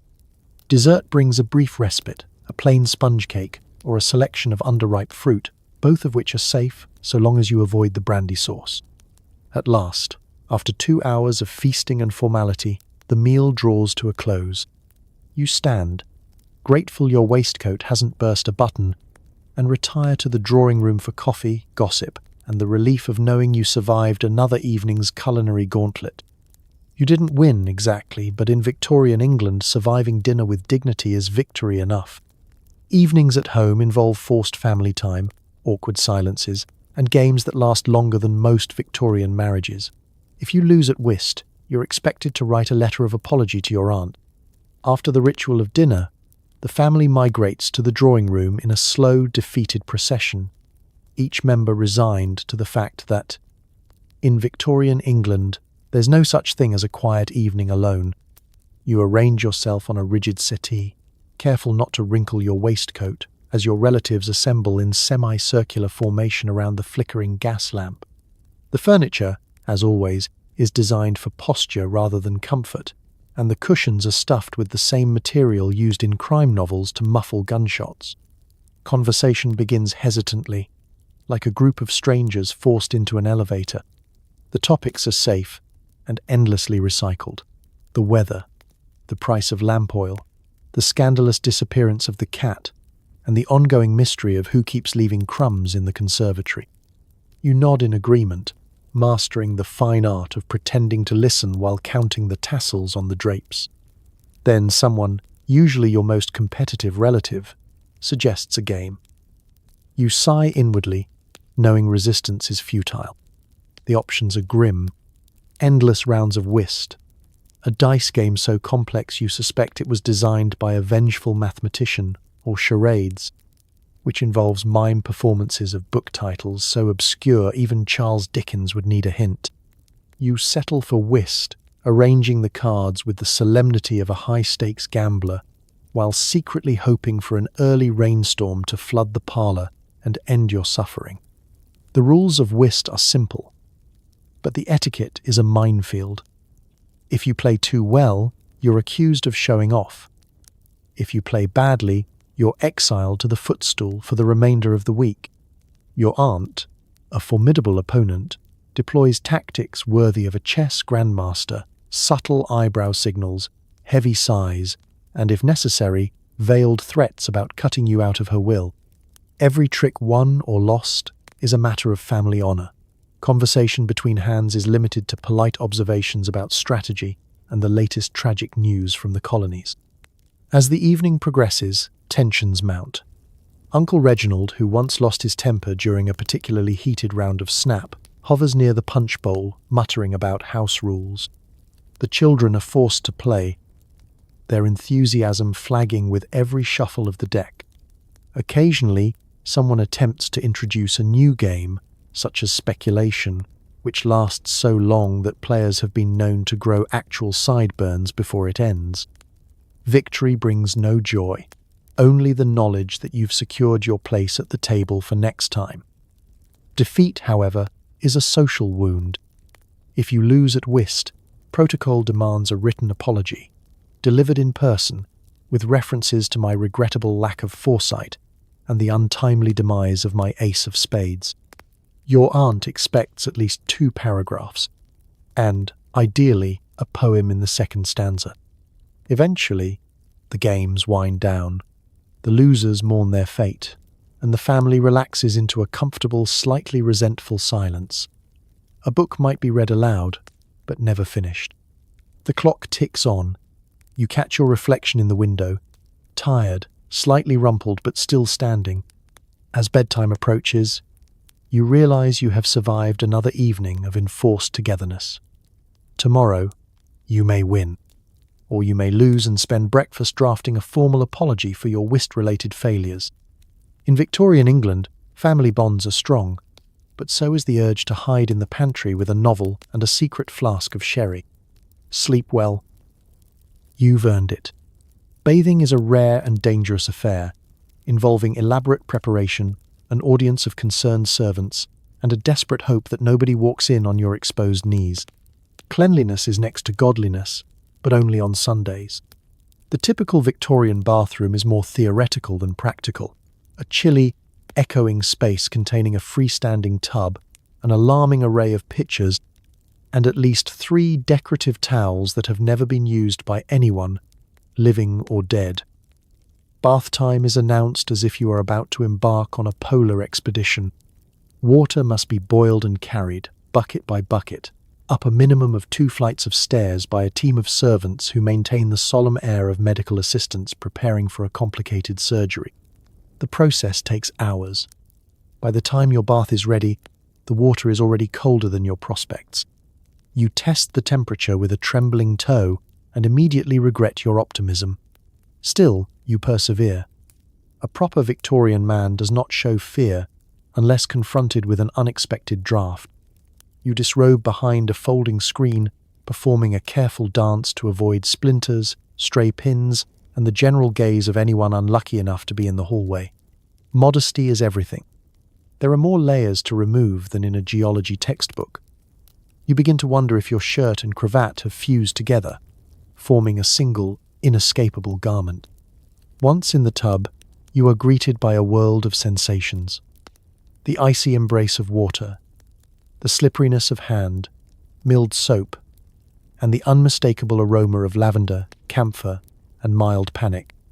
The soap itself is a curious beast, hard as marble, perfumed to the edge of legality, and designed to remove not just dirt but possibly the top layer of skin. Scrubbing is a delicate operation. Too gentle, and you risk accusations of idleness. Too vigorous, and you will be explaining your raw elbows to your doctor, who will prescribe less enthusiasm. Privacy is a constant concern. There is always the distant sound of footsteps in the hall, a tap at the door, or the soft but terrifying click of a doorknob.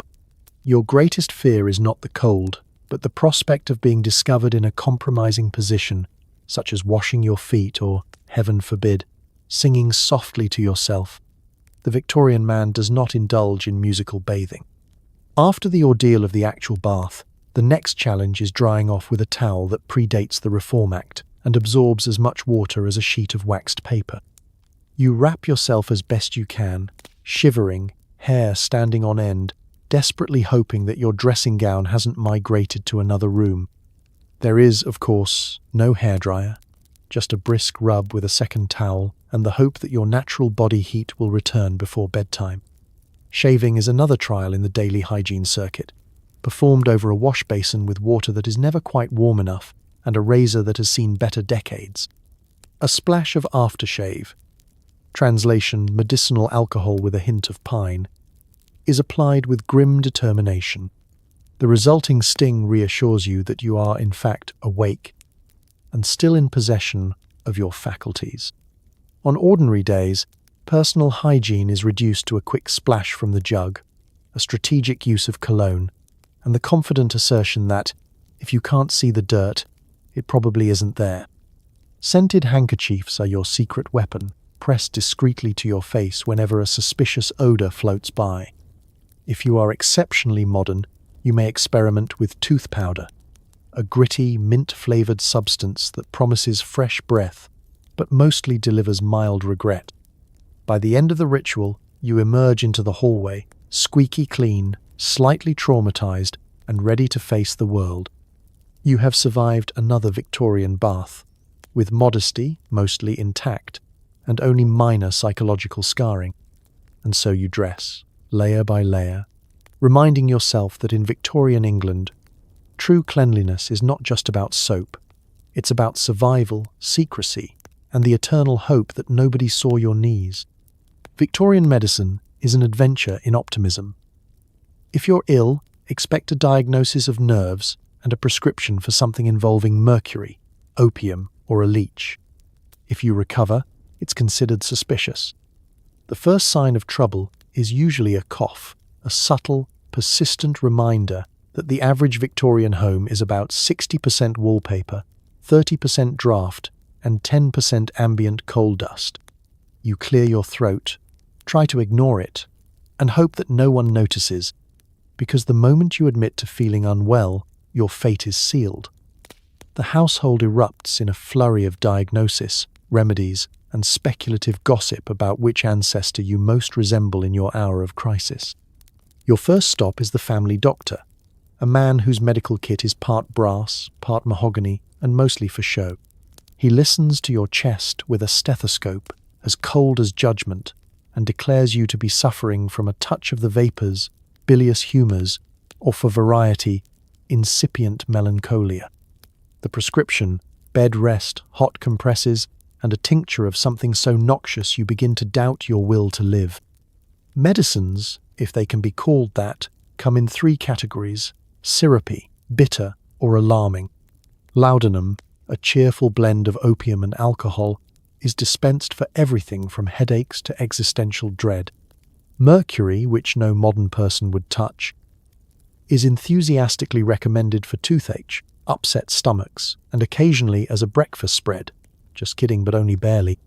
And then there are the leeches. Always the leeches. Leech therapy is both a treatment and a test of character. The doctor assures you the process is perfectly safe and, in fact, highly fashionable. You nod bravely as a small, determined worm is applied to your wrist. You are told to relax and think of Queen and country while the leech does its work, which is Victorian for try not to faint. Afterward, the wound is bandaged with linen and pride. If you do not improve, more leeches. If you do, it's probably just luck. Should your ailment require something more dramatic, you may be subjected to cupping, mustard plasters, or the feared blistering treatment.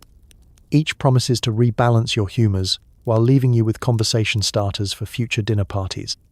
Your friends will offer their own remedies: hot vinegar, foot baths, sulphur lozenges, and for particularly stubborn cases, an exhilarating ride in a breeches buoy. Essentially a Victorian zip line across the backyard. For chronic conditions, the advice is always the same: fresh air, cod liver oil, and a brisk walk. The family insists you take the sea air at Brighton, but this just exposes you to more wind, suspicious puddings, and distant relatives eager to inherit your slippers. If your health is still in question, you'll be told to cheer up, as if this alone might drive out whatever is ailing you. Any display of actual cheerfulness is, naturally, cause for even greater concern. Hospital care, meanwhile, is reserved for only the most courageous. The prospect of lying in a communal ward, surrounded by strangers and their collective ailments, is enough to make you feign recovery on the spot. The surgeon arrives with a set of bone saws, and the sort of optimism usually found in auctioneers and tightrope walkers. Anesthesia, if available, is either chloroform or a rousing chorus of God Save the Queen. Despite it all, Victorians display a remarkable resilience. If you survive the treatment, you're considered a medical marvel and paraded at family gatherings. If not, your portrait is hung in the hallway and your symptoms become a cautionary tale. In the end, health is a gamble, part fortitude, part fashion, and entirely dependent on your ability to avoid the family doctor. You tuck your remedies under the pillow, keep your leeches at arm's length, and hope that the only thing you catch is a little extra sleep. Hobbies include collecting insects, growing tragic facial hair, or playing the piano badly. The true Victorian skill is turning every interest into a competition, preferably with a prize for best mustache. You're expected, as a respectable Victorian man, to have at least 3 hobbies and speak about them as if you've been training for the Hobbies Olympics since birth. There is no such thing as a harmless pastime. Everything is laced with ambition and just a touch of social anxiety. Stamp collecting? Acceptable, provided you store them in a locked mahogany album and can quote the precise year the blue Mauritius went missing. Ornithology? Even better, extra points if you can correctly identify the difference between a thrush, a tit, and a distant piece of laundry. Insect collecting is popular, mostly because the Victorian home is already teeming with potential subjects. You arm yourself with a net, a jar, and a determination not seen since the last local by-election. Every weekend, you trudge through the local park, swinging your net at suspicious flutterings and looking for all the world like you've lost a bet. The specimens are displayed under glass domes in the library, where they serve as both conversation starters and the occasional cause of nightmares for the cleaning staff. But if you really want to impress, you must pursue facial hair, growing, waxing, sculpting, and, above all, displaying it with as much dignity as possible. The mustache, in particular, is a Victorian art form. There are competitions in which men parade their facial foliage, judged by length, curl, and the ability to store small emergency items within. Sideburns are a close second, with extra points awarded for symmetry and a passing resemblance to a disgraced prime minister. Beard oil recipes are traded in secret, passed down through generations, and applied with ritual solemnity. Music is another favoured pastime, though, for many. Enthusiasm far outweighs skill. The family piano is a battleground, the site of nightly struggles to master Chopin or, failing that, a rousing rendition of The Farmer in the Dell. Sheet music piles up on every available surface. Those with genuine talent are praised, but those with enthusiasm are tolerated, provided they agree to stop after the 4th encore. If you tire of the indoors, you may turn to gardening. Nothing says man of leisure like wrestling with a stubborn rosebush or cultivating a single perfect cabbage. Competitions are fierce. Neighbourly pride hinges on who can produce the earliest snowdrop or the fattest marrow. You develop opinions about soil quality, slugs, and the appropriate angle of the watering can. Garden parties become low-key horticultural showdowns, with guests discreetly examining your borders and making cryptic comments about mildew. For the intellectual, there's always the debate society. These gatherings are less about debating and more about reading very long essays out loud, hoping nobody notices when you repeat the same argument 3 different ways. Points are awarded for cleverness, stamina, and the ability to sound passionate about drainage policy.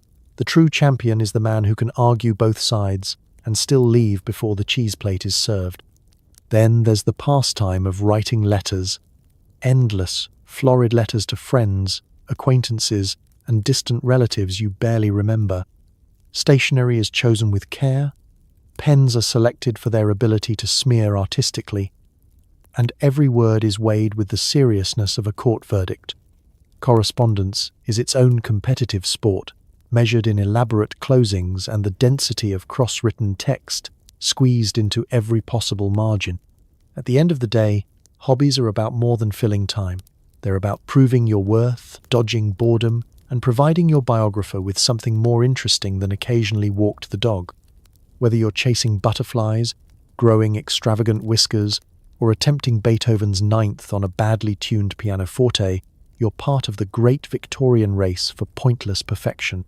And if you don't win the prize for best mustache, don't worry. There's always next year, and another chance to grow, collect, or compose your way to glory. You're invited out.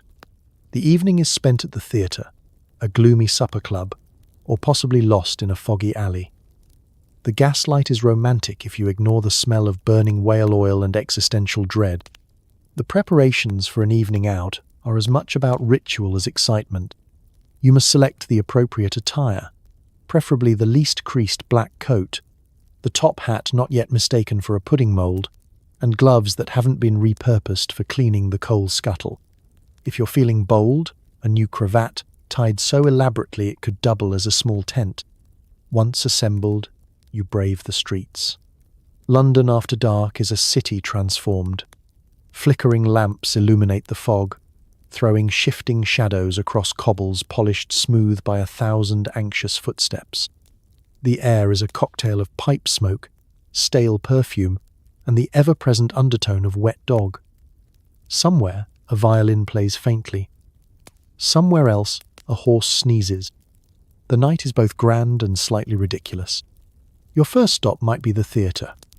The city's finest flock to see Shakespeare, melodrama, or the latest French import with questionable morals and even more questionable accents.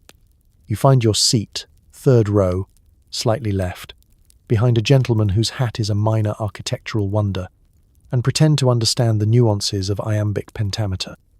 The audience is a spectacle in itself. Whispered gossip, fans fluttering like nervous moths, and the occasional outburst of hissing when someone misquotes Hamlet.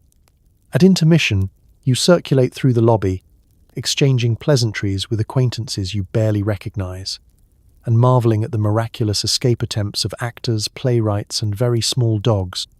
The refreshments are tepid sherry and ginger biscuits that could shatter molars. Someone is always trying to interest you in an exciting new venture, generally involving railway shares, imported snuff, or a pyramid scheme with actual pyramids. If the theatre is too highbrow, there are supper clubs, long, echoing rooms filled with laughter, music, and candle smoke thick enough to write your name in. The food is a mystery, the drinks are variable, and the company is a social minefield. You might find yourself in a heated debate about the merits of boiled beef, or being serenaded by a tipsy barrister with more enthusiasm than talent. You eat cautiously, remembering last week's incident with the suspicious sausage, and sip your drink while eyeing the nearest exit. For those craving real adventure, the night spills into the labyrinth of alleys and back streets. You follow friends through twists and turns, past shuttered shops and the occasional scandalized cat. The gaslight reveals, then hides, the city's secrets, the illicit gin shop, the poet reciting to a captive audience of cabbages, the constable who's lost his whistle and his patience. You're not lost, strictly speaking, but you are definitely not where you thought you'd be. There is a special thrill to being out late, balanced between propriety and trouble. You know that one wrong turn could lead to an impromptu duel, an invitation to a masked ball, or, most likely, an embarrassing story that will haunt you at next week's breakfast table. You breathe in the night air, tinged with coal smoke and forbidden possibility, and for a moment, you feel almost daring. Eventually, you return home, coat smelling of whale oil and regrets, pocket slightly lighter, mind buzzing with the kaleidoscope of the Victorian city after dark. You undress in the flickering candlelight, replaying the evening's triumphs and minor disasters, and try not to dwell on whether anyone saw you trip on the curb outside the club. Sleep comes slowly, punctuated by the distant sounds of late-night revelers and the quiet satisfaction of having survived another night out. In Victorian England, nightlife isn't just entertainment. It's a nightly negotiation with gaslight, guilt, and a world of questionable decisions. Time for bed. Your mattress is firmer than your father's handshake and smells like disappointment. You toss, you turn, you mentally replay every social failure from the day. Sleep, when it comes, is just a polite pause before tomorrow's chaos. The bedroom, in Victorian England, is not a sanctuary so much as a carefully curated museum of discomfort. The bed itself is an architectural marvel, a creaking iron frame, a horsehair mattress that seems to reject the very idea of softness, and blankets heavy enough to compress your regrets into next week. You slide beneath the covers, careful not to disturb the delicate stack of pillows, 2 for show, 1 for use, and one that seems to serve only as a nesting site for a family of dust bunnies. The air is chilly, no matter the season, scented with a delicate blend of candle wax, camphor, and unresolved guilt. Somewhere nearby, the gentle tick of a wind-up clock marks each second that you are not asleep, helpfully reminding you of all the things you failed to accomplish today and all the ones you'll likely avoid tomorrow. If you're lucky, your nightshirt fits comfortably. If not, it binds you with the tenacity of a moral lesson, twisting itself into knots around your knees. You try to relax, but your brain is having none of it. Instead, it launches a parade of intrusive thoughts. Did you thank the maid for the extra towel? Did you nod too enthusiastically at Mrs. Featherstone's story about her gout? Was it inappropriate to laugh during the second act of Hamlet, or was everyone else just pretending to be asleep? You replay conversations with the precision of a court stenographer, editing, cringing, revising, and ultimately deciding to fake your own death and move to the countryside. If you share your room with a spouse, the situation is no less complicated. Snoring becomes a competitive sport, with each partner striving to achieve new volumes and rhythms. Sometimes there is a gentle duet of sighs and snuffles. Other times, a single, seismic snore that rattles the window panes and threatens to summon the butler. Arguments over blanket territory are resolved with the passive-aggressive redistribution of bedding in the dead of night. And then there are the nighttime noises. Floorboards creak, pipes groan, and the wind moans through ill-fitting windows with all the drama of a minor operatic character. Every so often, a distant carriage rattles by, or a stray cat launches into a soulful aria outside your window, ensuring that even the most optimistic sleeper will spend at least 15 minutes plotting feline revenge. The process of actually falling asleep involves a series of increasingly elaborate rituals, plumping pillows, reciting the Lord's Prayer, counting backward from 100, and reviewing every item on tomorrow's to-do list. Occasionally, you drift off, only to be jolted awake by the realization that you forgot to wind your pocket watch, or worse, failed to write a thank you note for the afternoon's disastrous whist game. Dreams, when they come, are usually a baffling mix of social anxiety and mild hallucination, late for tea with the Queen, chased by a swarm of monocle-wearing bees, or endlessly searching for a matching pair of socks. You awaken in the pre-dawn gloom, momentarily unsure if it's today, yesterday, or 1843. Still, when morning arrives, you drag yourself upright, shake out the cobwebs, and prepare to face another round of Victorian absurdities. The mattress leaves its imprint on your back, the nightshirt leaves a red mark on your shins, but you survived. You live to sleep and worry another day, because in Victorian England, sleep is never just sleep.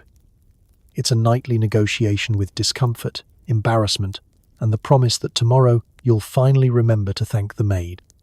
Or at least, you'll try. Good night, and may your mattress be slightly softer than your conscience.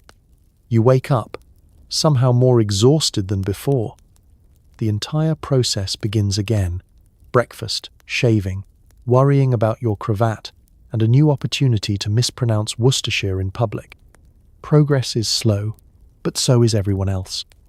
Your eyelids flutter open, the pale morning light filtering through thin curtains and highlighting the intricate pattern of cracks on the ceiling, each one a reminder of yesterday's rainstorm and your lifelong commitment to not fixing the roof. You lie there for a moment, contemplating the mathematical impossibility of feeling both physically and spiritually more tired than when you went to bed. But the day will not wait. Duty calls, and so does the faint sound of someone downstairs burning the toast. Again, you swing your feet onto the floor, bracing yourself for the morning chill. The fire in the grate has long since given up. Your slippers, mysteriously damp, await you by the bed like two small, resigned sponges. You stand, stretch, and take a deep breath, savoring the unique blend of musty wool, candle stubs, and leftover existential dread. The routine unfolds with clockwork regularity and only mild despair. There's the ceremonial search for clean underclothes. You fail. The battle with the wash basin and its icy embrace, and the daily reminder that Victorian soap was invented primarily as an exfoliating agent for the soul. Shaving becomes an existential duel with your own reflection, a test of nerve, patience, and whether or not you can maintain a steady hand after last night's questionable sherry.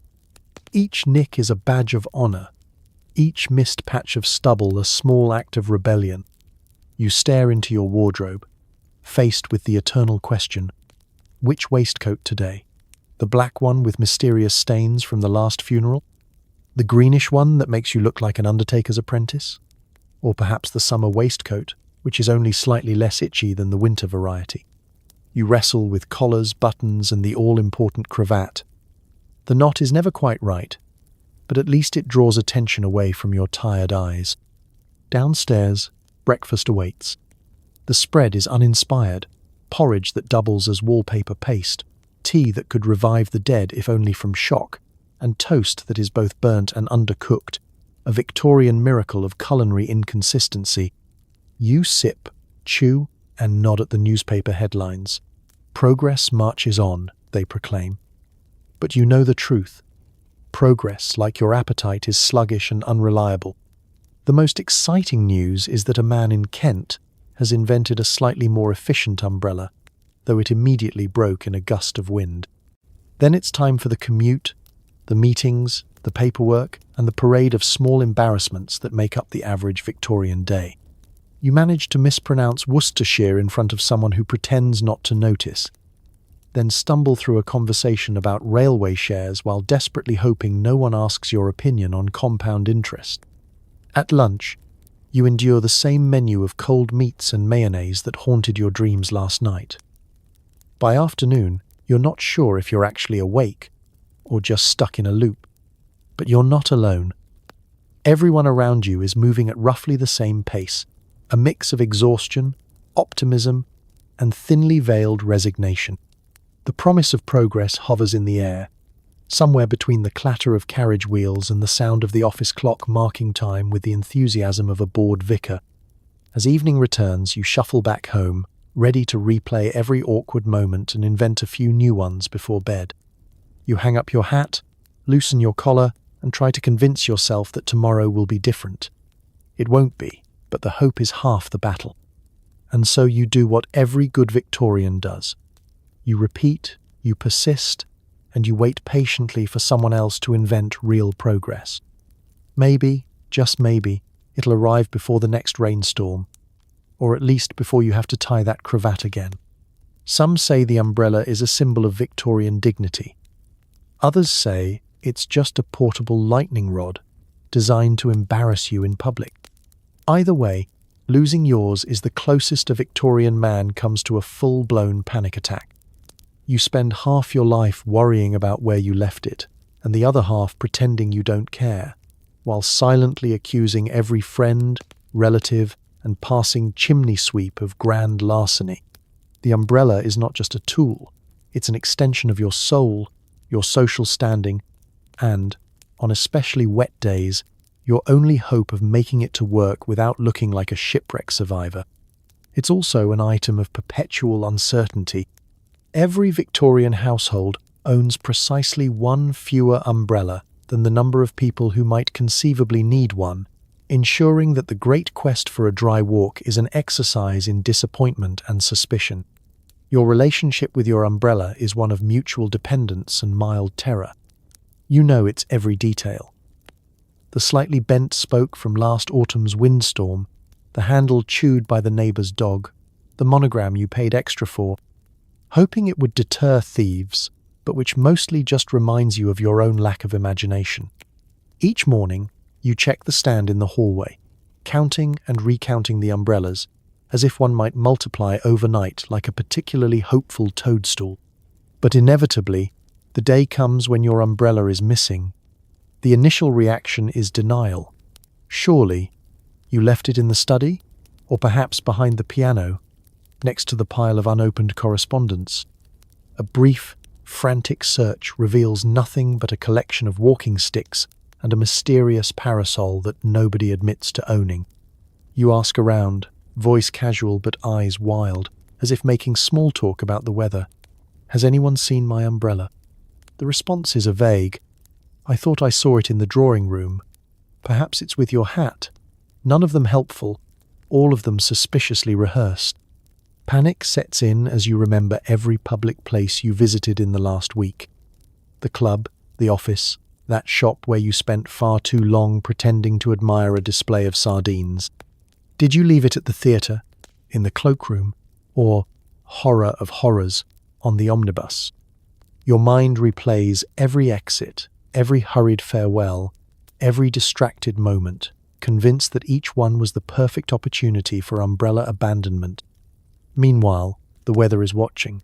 It hasn't rained in weeks, but the moment your umbrella goes missing, clouds gather with malicious enthusiasm.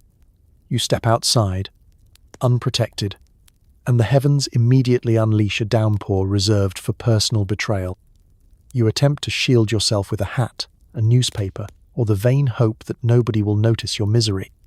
All around you, people parade past under their own, perfectly intact umbrellas, casting you glances that range from sympathetic to smug. Every encounter becomes a test of trust. Is that your umbrella, cunningly disguised with a new ribbon hanging from your colleague's arm? Did cousin Geoffrey borrow it again, as he did with your gloves last Christmas? You consider launching a full-scale investigation, complete with sternly worded notes and amateur handwriting analysis.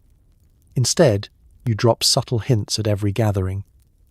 You know, umbrellas do have a way of walking off on their own just to see who flinches.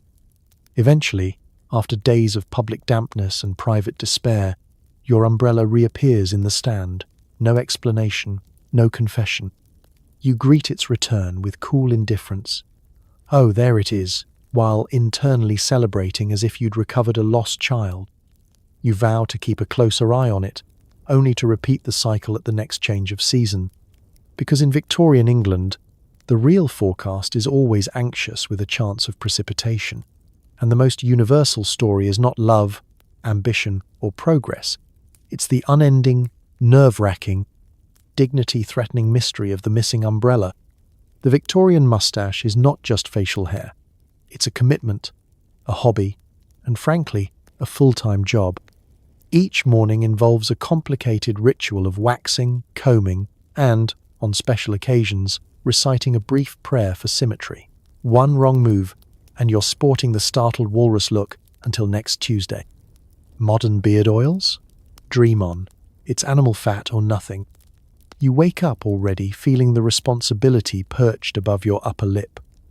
The mustache has a life of its own, sometimes cooperative, sometimes rebellious, always a little too enthusiastic for comfort. You shuffle to the wash basin and confront your reflection, mustache wild and unrestrained, curling in directions not sanctioned by either God or fashion. This is your Everest, your life's work, and the silent judge of your Victorian manhood. The first step is cleansing, using water so cold it could wake the dead and soap so harsh it could double as a floor scrub. You lather up, gently massaging each whisker as if coaxing secrets from a reluctant confidant. Rinse, pat dry, and admire the slightly damp, impressively droopy results. This is the foundation upon which greatness, or disaster, will be built. Next comes the comb. Not just any comb, but a fine-toothed, specially imported, possibly cursed implement designed to catch every tangle and magnify every flaw. You comb slowly, methodically, wincing as you encounter knots that seem to have formed out of spite. A perfectly parted moustache is the mark of a gentleman. A crooked one is grounds for public shaming, and, in extreme cases, a stern letter from your barber. Waxing is the heart of the ritual, a process combining equal parts chemistry, craftsmanship, and wishful thinking. The wax itself is homemade, a blend of tallow, beeswax, and mysterious oils whose recipe is handed down from generation to generation with grave solemnity. It smells faintly of sheep and hope. You scoop out a pea-sized amount, warm it between your fingers, and begin the delicate process of application. Too little, and your mustache will wilt by lunchtime. Too much, and you risk blinding small children and sticking to passing drapery.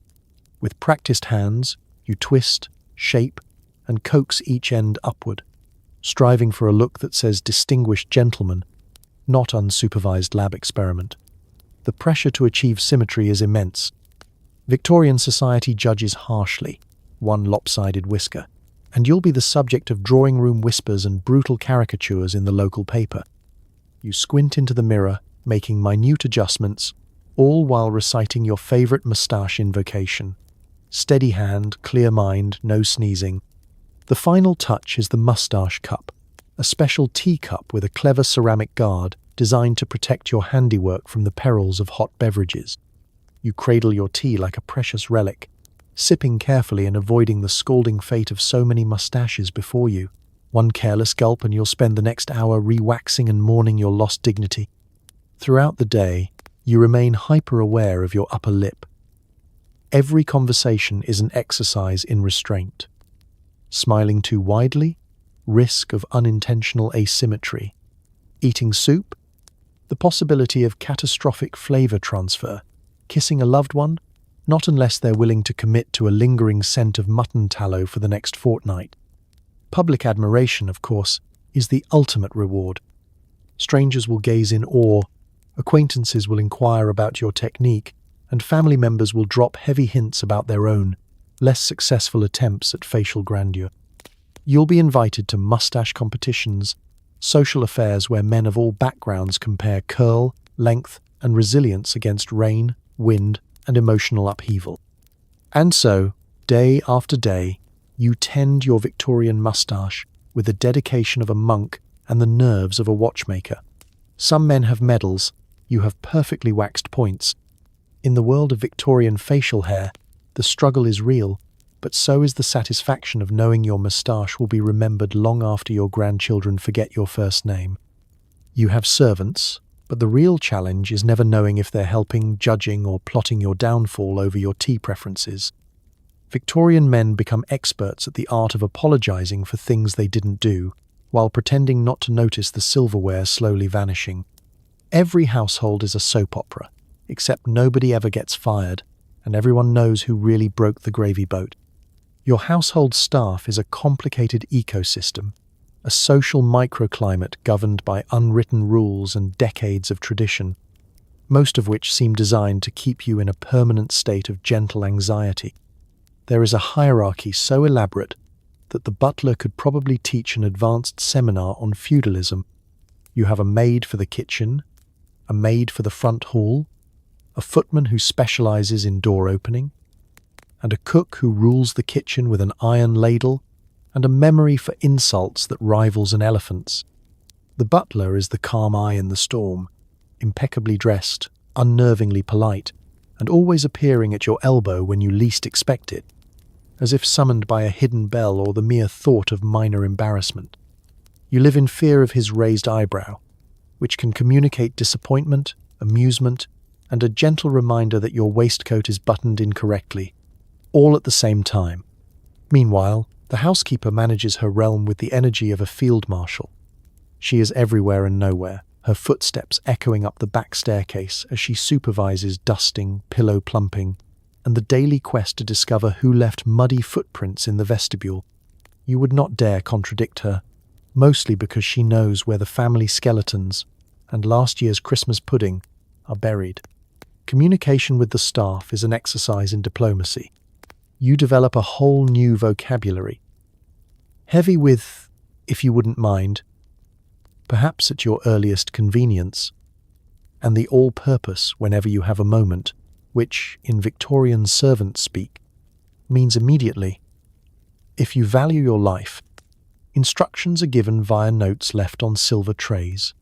Requests for extra towels are delivered through a labyrinthine relay system, and the fate of the missing umbrella is the subject of ongoing investigation in the scullery. Servants, of course, observe everything. They know your favorite breakfast, the exact hour you like your bath, and the name of every acquaintance who has overstayed their welcome. They can recite the household's secrets with the precision of a courtroom stenographer. The price for this omniscience is constant, low-level paranoia. Was that sigh in the pantry directed at you, or at the dust on the chandelier? Is the maid humming a popular tune, or signaling her disapproval of your hat choice? Discipline is a delicate matter. No one ever truly gets fired. Instead, they're let go to greener pastures, which is code for was caught hiding pies in the linen closet. If someone breaks something, the incident is shrouded in mystery. You're expected to apologize to the butler for being so clumsy, even if you were in another room entirely. You suspect the staff has a weekly competition for most convincing display of innocence. And then there's the passive aggression. Notes appear on your pillow. Might I suggest using the boot scraper? Or your favorite teacup is inexplicably replaced with the slightly chipped one as a gentle warning. You retaliate by pretending not to notice. But everyone knows, and the truce holds until the next minor crisis. Yet, in spite of it all, the house somehow runs. Meals arrive, beds are made, lost items reappear, sometimes in the same century. The household is a web of glances, sighs, and unspoken agreements. You may never know who actually burned the roast or misplaced the letter opener, but you're certain that your staff knows everything about you, right down to how many sugar cubes you take in your tea. In the end, managing a Victorian household isn't about authority. It's about mastering the gentle ballet of apologies, thank yous, and the eternal dance of not getting in the way. Because, in the grand tradition of Victorian passive aggression, the true mark of success is surviving another day with the illusion of control still, more or less, intact. Fainting in public isn't just for swooning ladies. Victorian men do it too, but with more denial and slightly less style. Whether it's from tight collars, bad oysters, or the shock of an unscheduled emotion, you're always one strong breeze away from toppling into a shrubbery. The key is to recover with dignity, blame the weather, and pretend you meant to sit down on that hedgehog. The first rule of fainting, Victorian style, is to never call it fainting. A sudden turn, a momentary indisposition, or the result of unfavorable atmospheric conditions are all much preferred. Admitting to an actual swoon is considered almost as scandalous as sneezing in church. You must collapse with subtlety, aiming for a chair, settee, or, if circumstances require, a well-placed bystander. Anything is better than sprawling across the floor, limbs akimbo, cravat askew, and hat rolling away into the nearest puddle. The culprits are everywhere. Stiff collars, starched so fiercely they could double as fencing equipment, cut off your circulation and will to live. An enthusiastic handshake from a business rival, a particularly shocking story about Lady Fotheringill's new haircut, or simply the aftershock of an ill-timed oyster. Any of these can send your vision swimming and your knees wobbling like a first-time tightrope walker. Even the air conspires against you. London fog, thick enough to chew, seeps into every pore and encourages feelings of fragility in the sturdiest of men. You might find yourself at the opera, enjoying a rousing aria, when suddenly your head swims, your heart thuds, and you realize the only thing separating you from a full descent is the helpful arm of a passing waiter, or, failing that, a strategically placed potted plant. Preparation is everything. You develop an instinct for spotting the best fainting furniture in any room. Chaise lounges are ideal, as are heavily cushioned window seats. If none are available, you angle yourself toward the nearest wall, just in case you need to lean thoughtfully while secretly regaining your equilibrium. Practice makes perfect.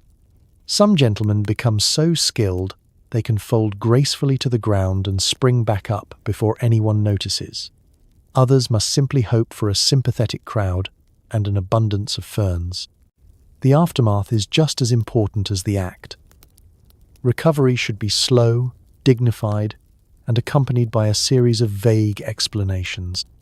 The air is rather close. you murmur, dabbing your brow with a handkerchief and fixing your audience with a look of faint reproach, as if their very existence contributed to your condition. Accept a glass of water, wave away any offers of smelling salts, quite unnecessary, I assure you, and most importantly, resume your previous activity as if nothing has happened. Of course, gossip will follow you. The mysterious case of Lord Smythe's afternoon collapse will become dinner party fodder, complete with exaggerated details and a variety of unlikely theories. Some will say it was a case of nerves, others, an epic battle with a bad oyster.